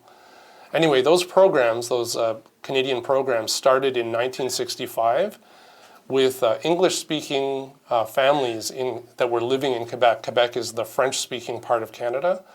So those families wanted their children to learn French, so they wanted to create a French immersion program. Of course, just throwing their children into French school was going to be too overwhelming. So they wanted to have a program where their children could learn French in that kind of environment, and then slowly get used to being in a fully French-speaking environment. So in the 70s and 80s, those kinds of immersion programs spread throughout the rest of North America, through the rest of Canada, and also through the United States. In the United States, there were some programs for Spanish-speaking families that wanted to learn English as well. These days, about over 300,000 Canadian students participate in those programs every year. So actually in Canada, those programs are very, very effective. But when they were adopted in Europe, they found that copying the Canadian immersion model was not successful. Europe needed a kind of milder form of bilingual education. So some countries like Hungary, they modified the number of subjects that students were learning in the L2, in the second language. So for example, in Hungary, they just learned 3 subjects. In other countries like Slovakia, they modified how much class time was being spent with the L2. So for example, Slovakia had 50% of the class time dedicated to English. So the important lessons that people learned from those early experiments with bilingual education, with immersion programs, was that instead of teaching in English, that means using the same content and just kind of translating it from L1 to L2. Instead of doing that, they wanted to teach through English. So the problem is that teaching in English, just teaching exactly the same content in L2, that only works with really the brightest students in certain learning environments. But for teaching through English, what we're doing is we're adapting the content, adapting the content to be more suitable for second language speakers, and also changing the methods that we're using, teaching the students with methods that are more suitable for an ELT environment. And that means that it works with more of a mixed ability class. It works for the higher level students, for the stronger students, and also for students that are struggling with the language. So actually, this is from 2012, and you can see in Europe, CLIL is pretty widespread. It has been adopted pretty widely throughout Europe. Most European countries have some kind of provision of CLIL in some schools. Some even have all schools, and some are working with pilot projects. So for example, starting in the early 1990s, in the Netherlands, Finland, Hungary, and Spain, they started with kind of early pilot programs, and there's been constant expansion since then. In Asia, there's some pilot programs in major cities in China since the late 1990s, and there's been also successful adoption in Singapore and Malaysia. And in the Middle East, I've seen maybe there's other programs as well in the Middle East and Latin America, but I've seen that in Abu Dhabi, there's some federal and private schools that have adopted CLIL programs in the 2010s. So let's talk a little bit about what CLIL is. Just give me 3 seconds while I get some water. Sorry about that. So what is CLIL, and what are some of the characteristics of CLIL? Well, CLIL, in case you didn't know, CLIL stands for Content and Language Integrated Learning. That means integrating content-focused learning and language-focused learning, integrating them into one class, one kind of methodology. So this comes from the main insight of the developers of CLIL, that we don't use language only for communication, we also use it to learn other information. So that's kind of the main insight of CLIL. So the basic principle is that we're combining content and language. This is sort of the formal definition. CLIL is the planned integration of contextualized content, cognition, communication, and culture into teaching and learning practice. That's a little formal definition. We'll talk about each of those four focuses in detail as we maybe in the later half of the presentation. The important thing here is that we have this dual focus. We're focusing on content and we're also focusing on the language, but the content is primary. The content is the driving force of our lesson. We're teaching the content, and in order to support that, we're teaching the language. So instead of talking for a long time about what CLIL is and the characteristics, I thought the easiest way is for you to just watch it, to just watch a class, watch some of the activities that are in a CLIL class, and you'll get a very clear idea of what CLIL is all about just by doing that. So I wanted to watch this video. It's from a grade 4 class in Italy, and this teacher is doing a very effective class about electricity. So in order to kind of get the most out of watching this video, I wanted you to focus on answering some certain questions just in your mind. So the first one is, what is the content or the topic of the class? What is it that they're learning? We said the content is primary, so what is the content that they're learning?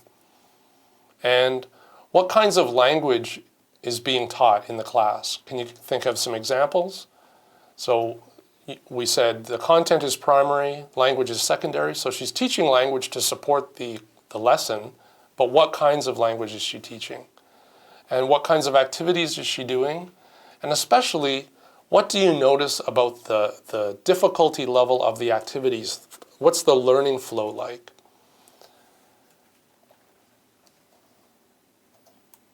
So let's watch the video now. I'm going to maximize the screen so you can see it very clearly.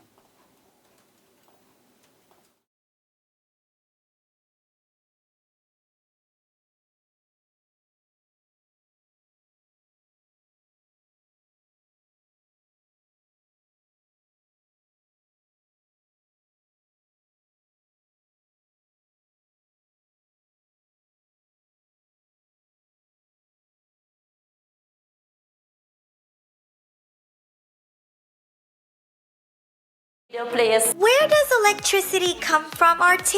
Electricity comes from a power plant. Electricity is a form of energy. Okay, now it's time to check the vocabulary. Do you know the game memory? So, Ricardo, have you got fun? No, I haven't. Have you got a microwave oven? Yes, I have. What do we use electricity for? Washing machine, drill, Radio, toaster, fridge, stove, Communication, power and motion, light and heating and cooling.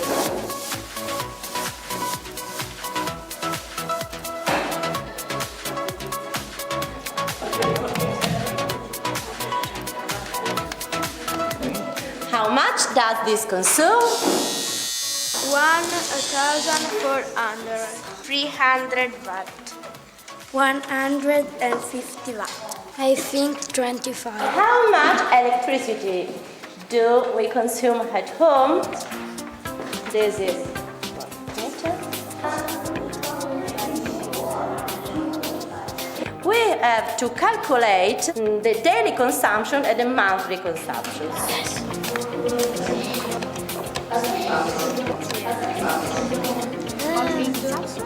And sometimes we waste a lot of electricity. This is a good game. Don't switch off the light when you leave a room.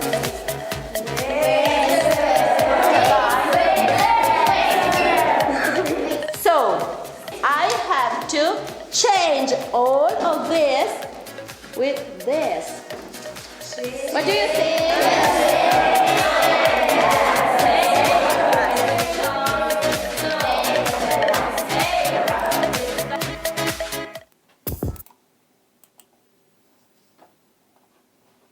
Okay.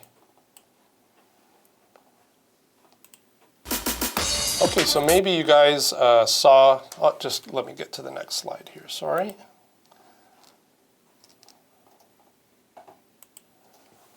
So in the video, maybe you guys saw what she was doing. So she was focusing on teaching content about electricity and about energy consumption and about conserving energy. So yeah, so Carlos says, Fatih said it reminded her of the days before COVID-19. Yeah, right. Unfortunately, we're in a different reality now, different normal. In terms of the video, the content that she was teaching about electricity, energy consumption, some environmental message about conserving electricity as well. And some of the language she was teaching, she went through teaching some vocabulary at the beginning. So she taught about different kinds of electrical appliances. And she taught about the words consumption. So then she kind of moved from teaching about the vocabulary to having that kind of matching game. She had the students doing a matching game. And then she had them categorize different kinds of appliances for heating and cooling. You know, she taught the different categories, and she had this kind of categorizing activity where the students put the appliances in the different categories. And then she had them actually go on a website and calculate how much energy they used every day just with their kind of day-to-day life. And then she had them have this little activity where they said, you know, this kind of person who does this behavior is a waster or is a saver. So really interesting class, and she was doing lots of very interesting activities. So I think this is a very good example of CLIL, because it shows she's not teaching language as the primary focus. She's teaching the content as the primary focus, but the language is being taught as a support for the students so they can do the activities, they can learn the content.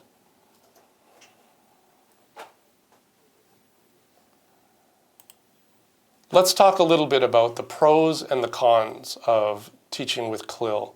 Let's talk about the positive first. First of all, it has a positive impact on learning.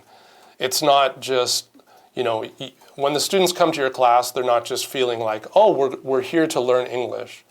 Also, they're not thinking, oh, we're here to learn some school subject like geography, but we're combining those two in a kind of interesting mix. And that creates for kind of novel learning situation, and that's going to have a positive impact on the students and on their attitude about learning.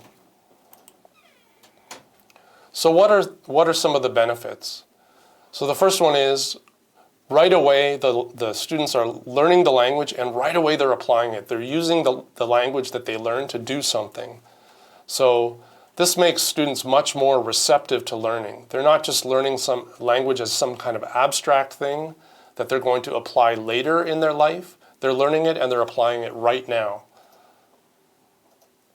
Also, it has some kind of efficiency in terms of the learning. Like, we are learning English, we're learning vocabulary, plus we're also learning about some other school subject. Maybe we're learning about history or math or science, geography. So we're learning two things at once, which makes it more efficient. Also, a lot of natural communication, authentic communication comes up in the classroom. Instead of getting the students to do some kind of artificial dialogue where they're kind of imagining that they're in an airport or in a bank, we are actually getting them to do activities where they're talking about real topics and talking about their ideas about those topics. So it's a much more natural way to communicate. And because these are kind of fun and engaging activities, students are more encouraged to take risks than in the traditional ELT classroom. Also, a lot of these activities build creativity and build thinking skills. Also, there's been some studies done that have actually proven that CLIL is an effective method. For example, there's some from the early 2000s. There's one by Wesch who said significantly higher levels of L2 than in conventional foreign language classrooms. So they're using a lot more of the L2 to do the activities. Also, another study in 1994 and 2006 also showed that there's positive effects on communicative competence. But we also have to be aware of some of the challenges. Maybe CLIL, if you jump into it at first, you might feel like this teacher in the picture here, a little bit overwhelmed. That's because adapting to any new methodology is sometimes, it feels very complicated and it feels a little overwhelming. You have to figure out all new methodology and ways of doing assessment that might not be entirely clear, and you have to go and find that information out on the internet or in books. You have to worry about the language level. If you're teaching content, the language level of most content is very carefully leveled in course books. Like in traditional ELT language lessons, it's very carefully controlled. But if you're teaching a different topic in class, sometimes the leveling might be off. If you think about what students in grade 6 are learning in like a physics class, for example, or a science class, some of that vocabulary is way above their language level. So you have to think about their language level. You also have to think about your language level. If you're not a native speaker of English, teaching some of those concepts in different school subject areas might be very challenging for you. And that brings me to another point. Sometimes we're teaching very difficult subject concepts, especially if we're teaching middle school, high school, and we start getting into things like, things that might be a little foreign to you. You weren't maybe a science major when you were going through school, but suddenly you have to teach that kind of content. So that can be another challenge, just knowing about the concepts that you're talking about. And in schools, we have to think about, well, which teacher is going to teach this kind of class? Is it going to be the school subject teacher, like the math teacher or the biology teacher? Or is it going to be the ELT teacher? Another challenge is sometimes the amount of planning and the amount of prep for this kind of new method and new classroom content can be a little bit overwhelming for teachers. So it's important to find resources in books or on the internet that can help you with that. So luckily, Compass has some titles that include CLIL elements in them. And I wanted to talk very briefly about 3 of our series that include CLIL. One is Treehouse, second one is Hangout, and the third one is Integrate. So Treehouse is our 3-level course book for pre-K and kindergarten learners, very young learners. It includes characters and fun, games and songs. It includes some linked cross-curricular content, so some content where they're learning about other cultures. It also includes some CLIL content from things like physical education or science. But these are age and level appropriate, so they're suitable for their cognitive level and also for their language level. And we have a student book and workbook, an extensive teacher's guide, and some TPR videos that you can use in your classroom. So it's a very good course book for very young learners, and it includes CLIL. Another one that includes CLIL elements is our Hangout series. I've got a few pages to show you from Hangout of our CLIL readings. This is a 7-level coursebook series. It's 6 levels originally, and we added a starter level as well. So it goes from, it's for primary learners from grade 1 to grade 6. And it also includes characters, games, songs, chants, and comics. And it's linked with cross-curricular content. So CLIL content is embedded in every unit. And that CLIL content is tied with the language that they've been learning. So it recycles the language that they've been learning. One nice feature about this course book is that it has a really excellent interactive whiteboard that you can use to enhance your classes. And the third series that I wanted to talk about is integrate reading and writing. We also have a listening and speaking companion book that's coming out very soon. This is an 8-level linked skills book, so they're linking, in this case, reading and writing. In the companion book, they're linking listening and speaking skills. And it goes from kind of beginner to intermediate level at the upper elementary to middle school level. So it includes building reading fluency, reading and writing skills. There's video clips, and there's also, interestingly, there's also augmented reality AR content for students to have fun with in the classroom. So again, a lot of that content is cross-curricular, so they're learning math, they're learning science, geography, history, but they're also learning the language, ELT as well. So how do we use CLIL in our classroom? Well, the first thing to be very aware of, the first thing that's important to say, is CLIL is not a substitute for other methods. It's not meant to totally replace other language teaching, because besides CLIL, students also need systematic instruction in essential grammar and vocabulary, communicative competence for everyday situations, and building fluency in all of those 4 skills, 4 language skills. The problem would be if we were teaching only CLIL, because the content is driving the language, there's some content that won't come up, right?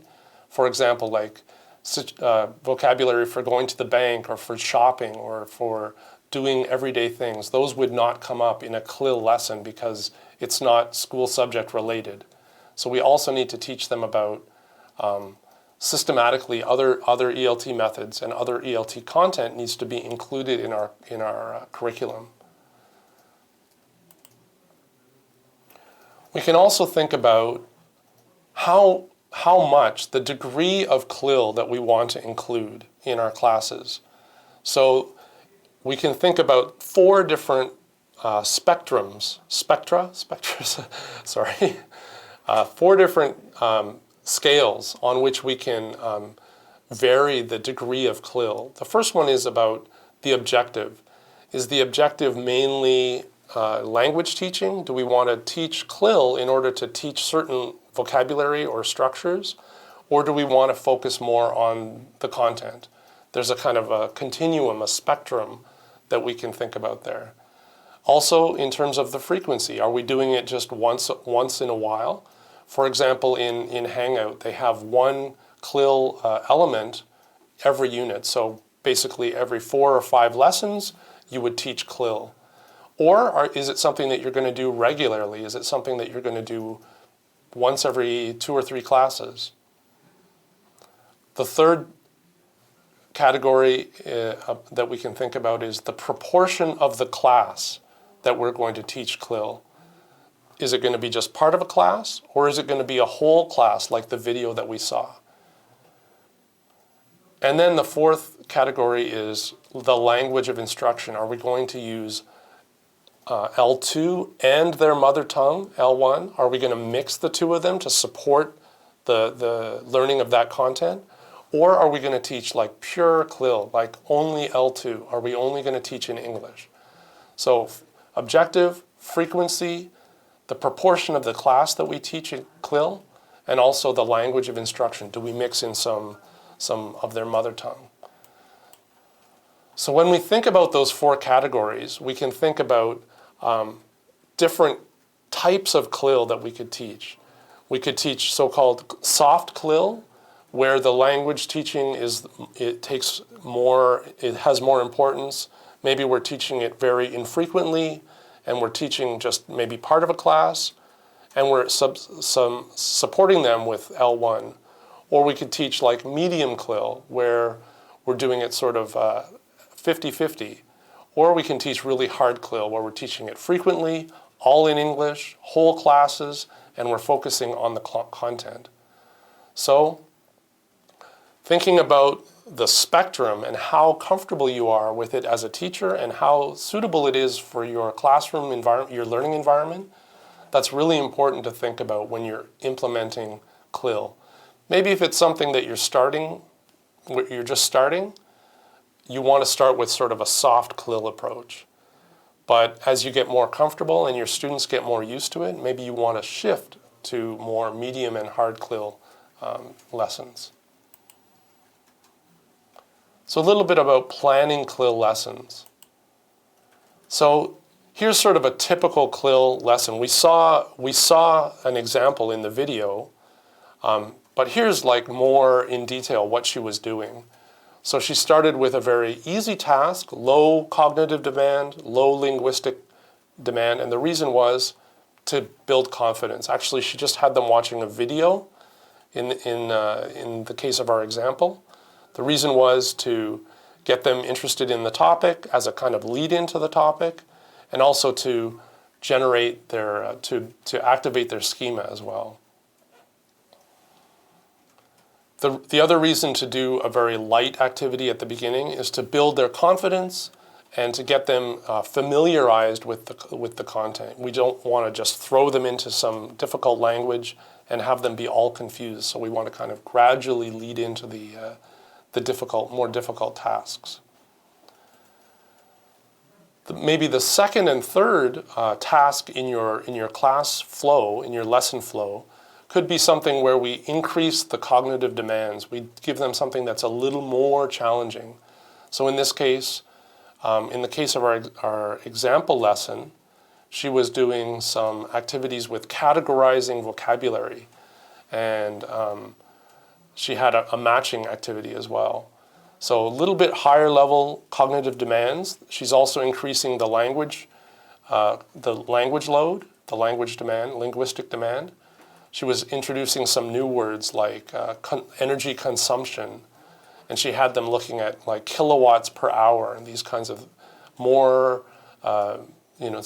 vocabulary that's probably new for them. Then in the tail end of the class, the thing that we're sort of building up to in the class is where we incorporate new language and new content into some kind of cooperative group work. And maybe we have mediation from the teacher in that. So we can kind of think of the flow of a typical CLIL lesson as moving from that, from something easy where we're building confidence, introducing new language with something more challenging, and then integrating everything together at the end with something that's going to be more collaborative and more integrated. So planning CLIL is unique. It's not like planning an ELT class. It has other things that we need to think about. And it's not like planning a subject area class on its own. So it's some kind of combination of the two.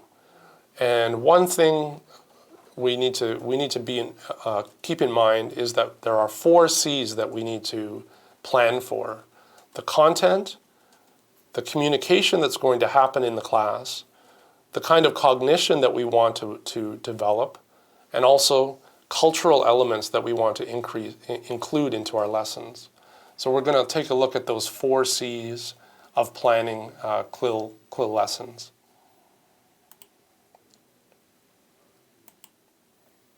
So the first one is the content.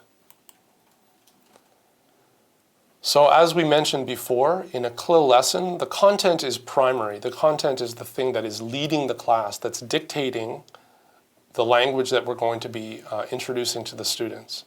So that content should be very interesting. It should be something that's engaging. It shouldn't be just a boring math class, for example. It should be something engaging. And it should be something that's relevant to what is learned in their subject classes, that things that they have learned maybe within the last month or 2 months within their subject classes. Fatine says, CLIL helps students to develop 21st century skills. Yeah, that is true. So let's take an example of history. So let's say we're doing a CLIL lesson on history. Well, there's some kind of language that we could anticipate they will need. So if we think about the learning outcomes for our class, maybe we're going to teach them about the Nile River and how the Nile River was very important in ancient Egypt. So we could imagine that they're going to be reading historical accounts and also summarizing those. So maybe we want to teach about or refresh their memory about simple past. Or also some time clauses like when the water went back, it left mud.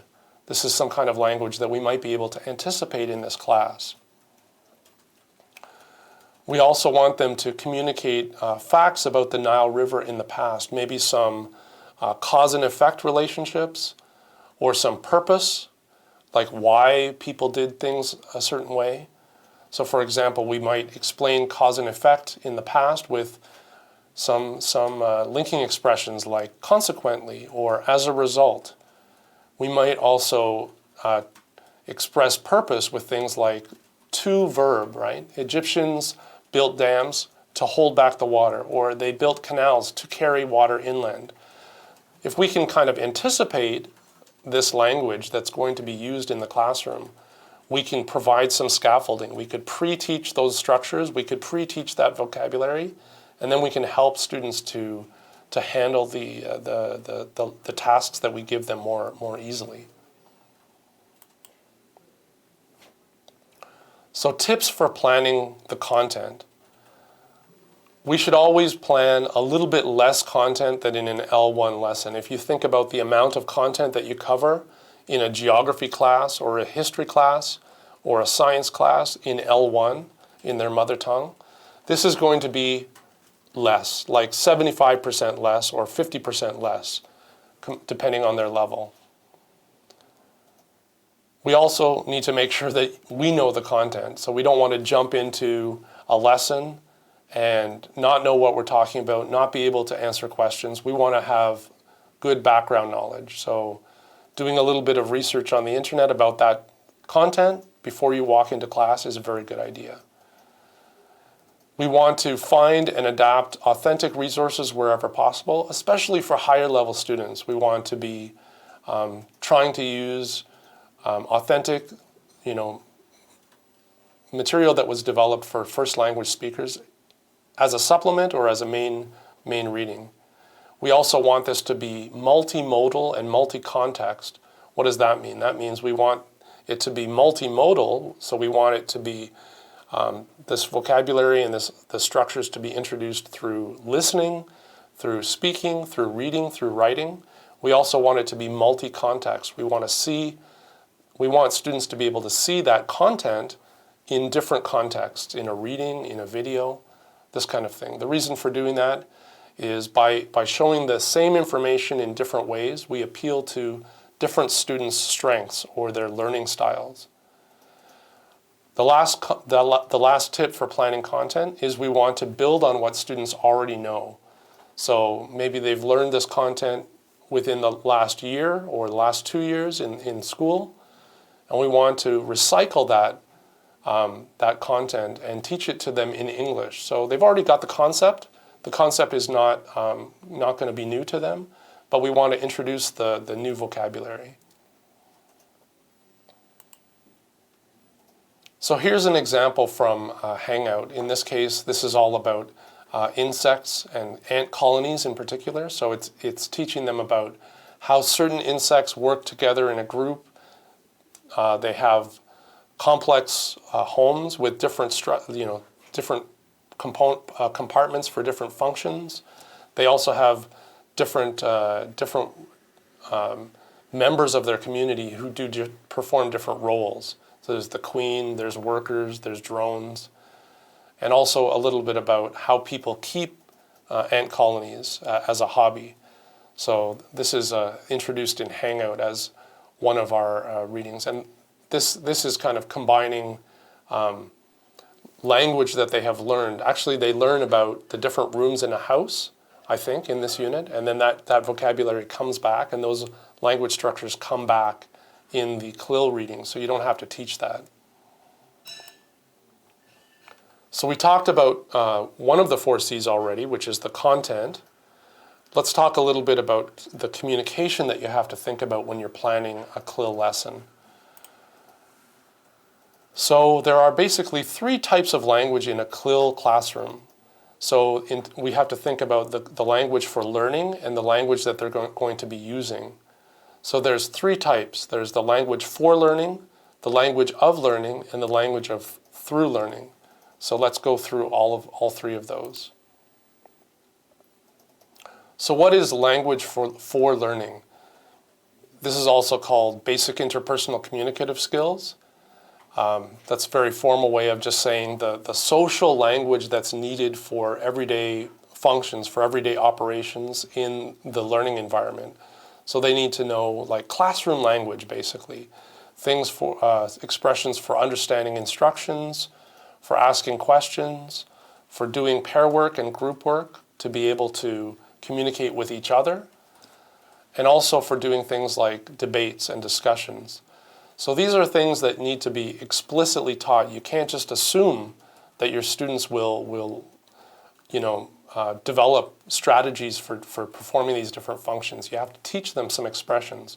A lot of our course books include, in the welcome unit, they include a page on classroom language.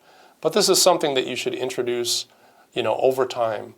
For example, maybe if you're doing pair work or group work for the first time, you could teach them expressions about how to say, I don't understand, or could you repeat that? Things like this are very important to teach as language for learning. Or when students are doing debates, there's lots of language for upper level students that needs to be taught, like in my opinion, or on the contrary. These kinds of more formal expressions for debates can be taught as systematically in class. So we need to explicitly teach them. We also need to give students lots of opportunities for pair work, group work, these kinds of activities to practice using them in the classroom. Okay, so we have language for learning. There's also language of learning. This is the language that is the content language, the cognitive academic language proficiency. So this just means that the essential language that they're teaching that's related to the subject theme, the topic, the content. So it's very content-specific language, like, for example, some vocabulary about planets and stars and tides and gravity, or different kinds of animals, plants, mammals, herbivores, words like this. Or maybe if we're talking about nutrition, words like sugar, calories, carbohydrate. So topic-specific vocabulary, or it could be grammatical structures that are important for talking about certain topics. So it needs to be level appropriate, and some of it we can predict. If we're thinking about the tasks that we want students to do in a CLIL class, we can kind of predict what kinds of expressions will be useful for their activities. We don't want to just teach them vocabulary and they're not going to use it. We want it to be, we teach them the vocabulary and they're going to apply it. We saw that in the video. She taught appliances, and then they were categorizing appliances, and they were talking about energy conservation. So it's all vocabulary that was useful to them. Fatine says, students have a real context to learn the language in. Absolutely. Like I said before, this is the big strength of CLIL. They're learning some language, and then immediately they're using it to do something. So this is the really useful thing about CLIL. There's also some language that we can't predict that will come up in the classroom. So this is language through learning. This is what we call language through learning. It's those kinds of, maybe a student has a question, or a student doesn't know a particular word in a reading passage, but we didn't anticipate that would come up. So this kind of vocabulary is stuff that we should capture as a teacher. We should write it down or highlight it in the book, and then next time we teach that lesson, we want to bring that in. We know that may come up. We also want to, in the class of students, maybe we want to refresh their memory about that later in the course. So it should become part of the learner's repertoire of vocabulary. Okay, so we have language of learning, language through learning, and language of learning. So we talked about content, we talked about planning communication. We also need to talk about planning the cognition of a CLIL lesson. So what does that mean? Well, one of the aims of education is not only to develop their knowledge, their knowledge of content areas, but it's also to develop their thinking skills. So we want them to be moving from up Bloom's taxonomy. I'm sure most of you are familiar with this. So lower level students, it's fine for them to be focusing on just remembering content or understanding content. But as students progress in their education, we should get them to move higher and higher, what we call higher order thinking skills, or HOTS, sorry. So those thinking skills that we're giving, the kind of tasks that we give to students and the kinds of thinking skills that we apply to them or we give them should match what they're doing in their L1 classes. If they are learning how to analyze a reading passage, if they're learning how to evaluate content in their L1 classes, then we should match that in our second language classes. We should always be moving from lower order to higher order. So I'll just give you an example of that. So let's say we're teaching a CLIL class about ecosystems. So we could move from a series of tasks that lead towards higher order thinking skills. And in some places, that might need some language support. So it should always be age appropriate, level appropriate, and we should support them with some scaffolding. So we could move from something like a recalling activity, like maybe we go through a reading, we teach them some vocabulary, and then we give them a picture, and we're asking them to remember some vocabulary that we've taught them. Like, what can you see in the picture? Then they're using the vocabulary they've learned, and we're just getting them to remember it. We could make them categorize some different words into for example, some different types of animals. We could get them to categorize those in order to more deeply understand the content that they've learned. We could also get them to apply what they've learned to their own situation. Like, is there an ecosystem like this near your school? Why or why not? We could get them to analyze, like, look at the picture again, choose 3 animals, what could they eat? Maybe we've taught them about herbivore, omnivore, carnivore, and they could apply that based on maybe the shape of the teeth or something like this, the type of animal. We could get them to analyze the information. We could also get them to evaluate. So we could present them with some, like this, read your partner's description of the poster. Which words describe the ecosystem? What would you change? We could get them to evaluate some information. And we can get them to use creative thinking skills as well. If you could create an ecosystem near your school, which plants or animals would live in it? We could get them to use what they've learned in a creative way. So this is what I mean, moving through a series of tasks that push them from lower order to higher order thinking skills with the same content.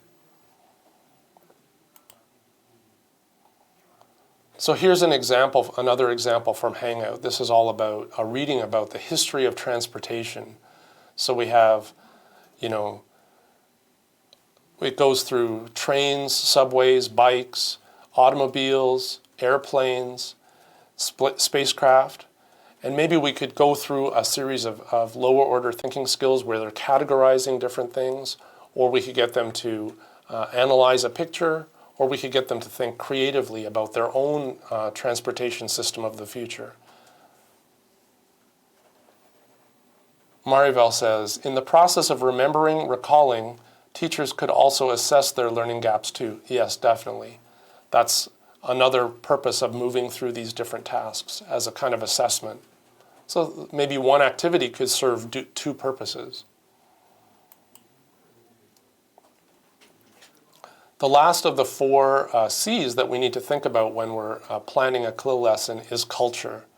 So we talked about content, the things that we're teaching and how to adapt those to L2. We've talked about communication, predicting the kind of language that they will need for tasks and for learning the lesson content. We've also talked about cognition, how to push them from lower order to higher order thinking skills. And the last one is about culture. So these days, we're not just teaching language in the classroom. I think the English classroom is a perfect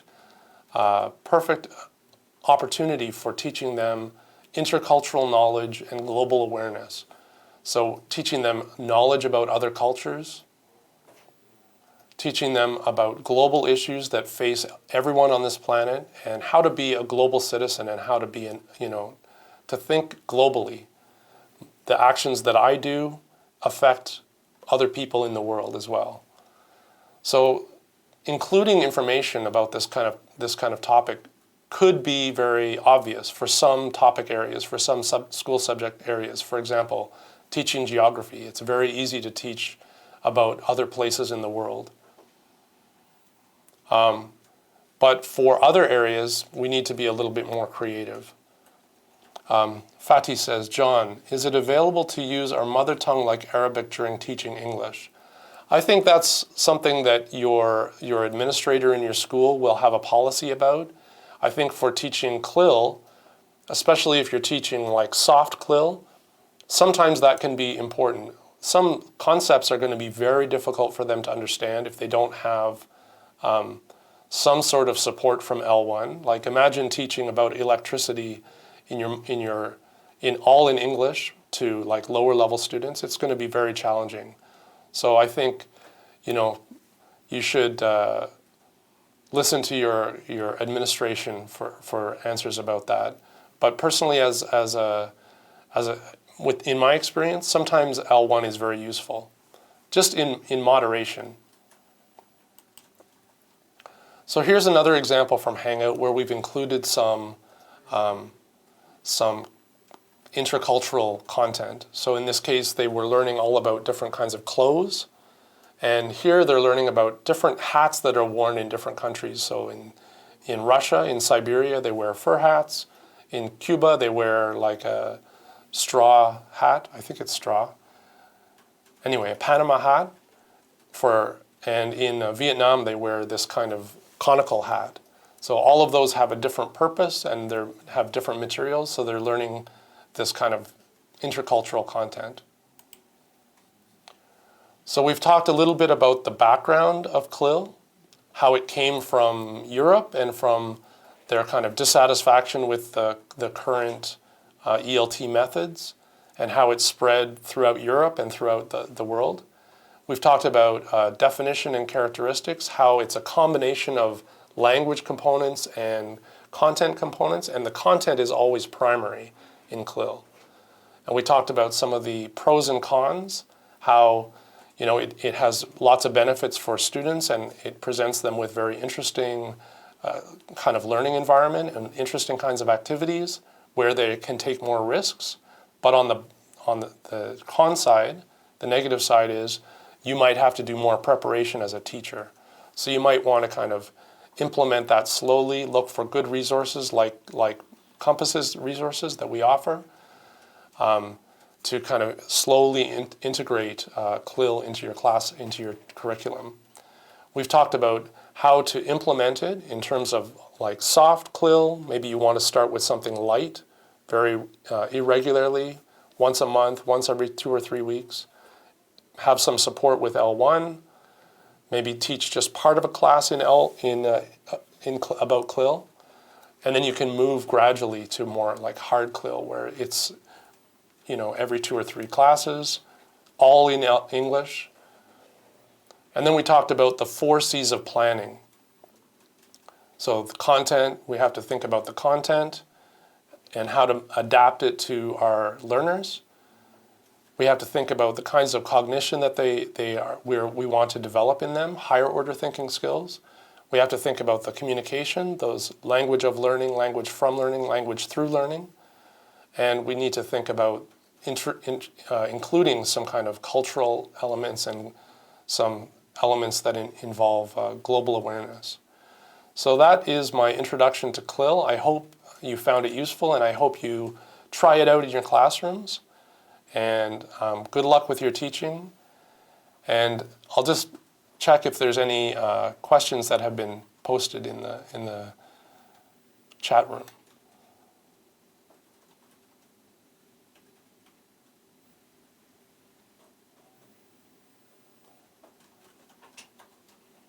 Yep, so I hope, I don't see any questions that I haven't answered yet, so I hope you guys enjoyed the webinar, and I hope to see you again soon.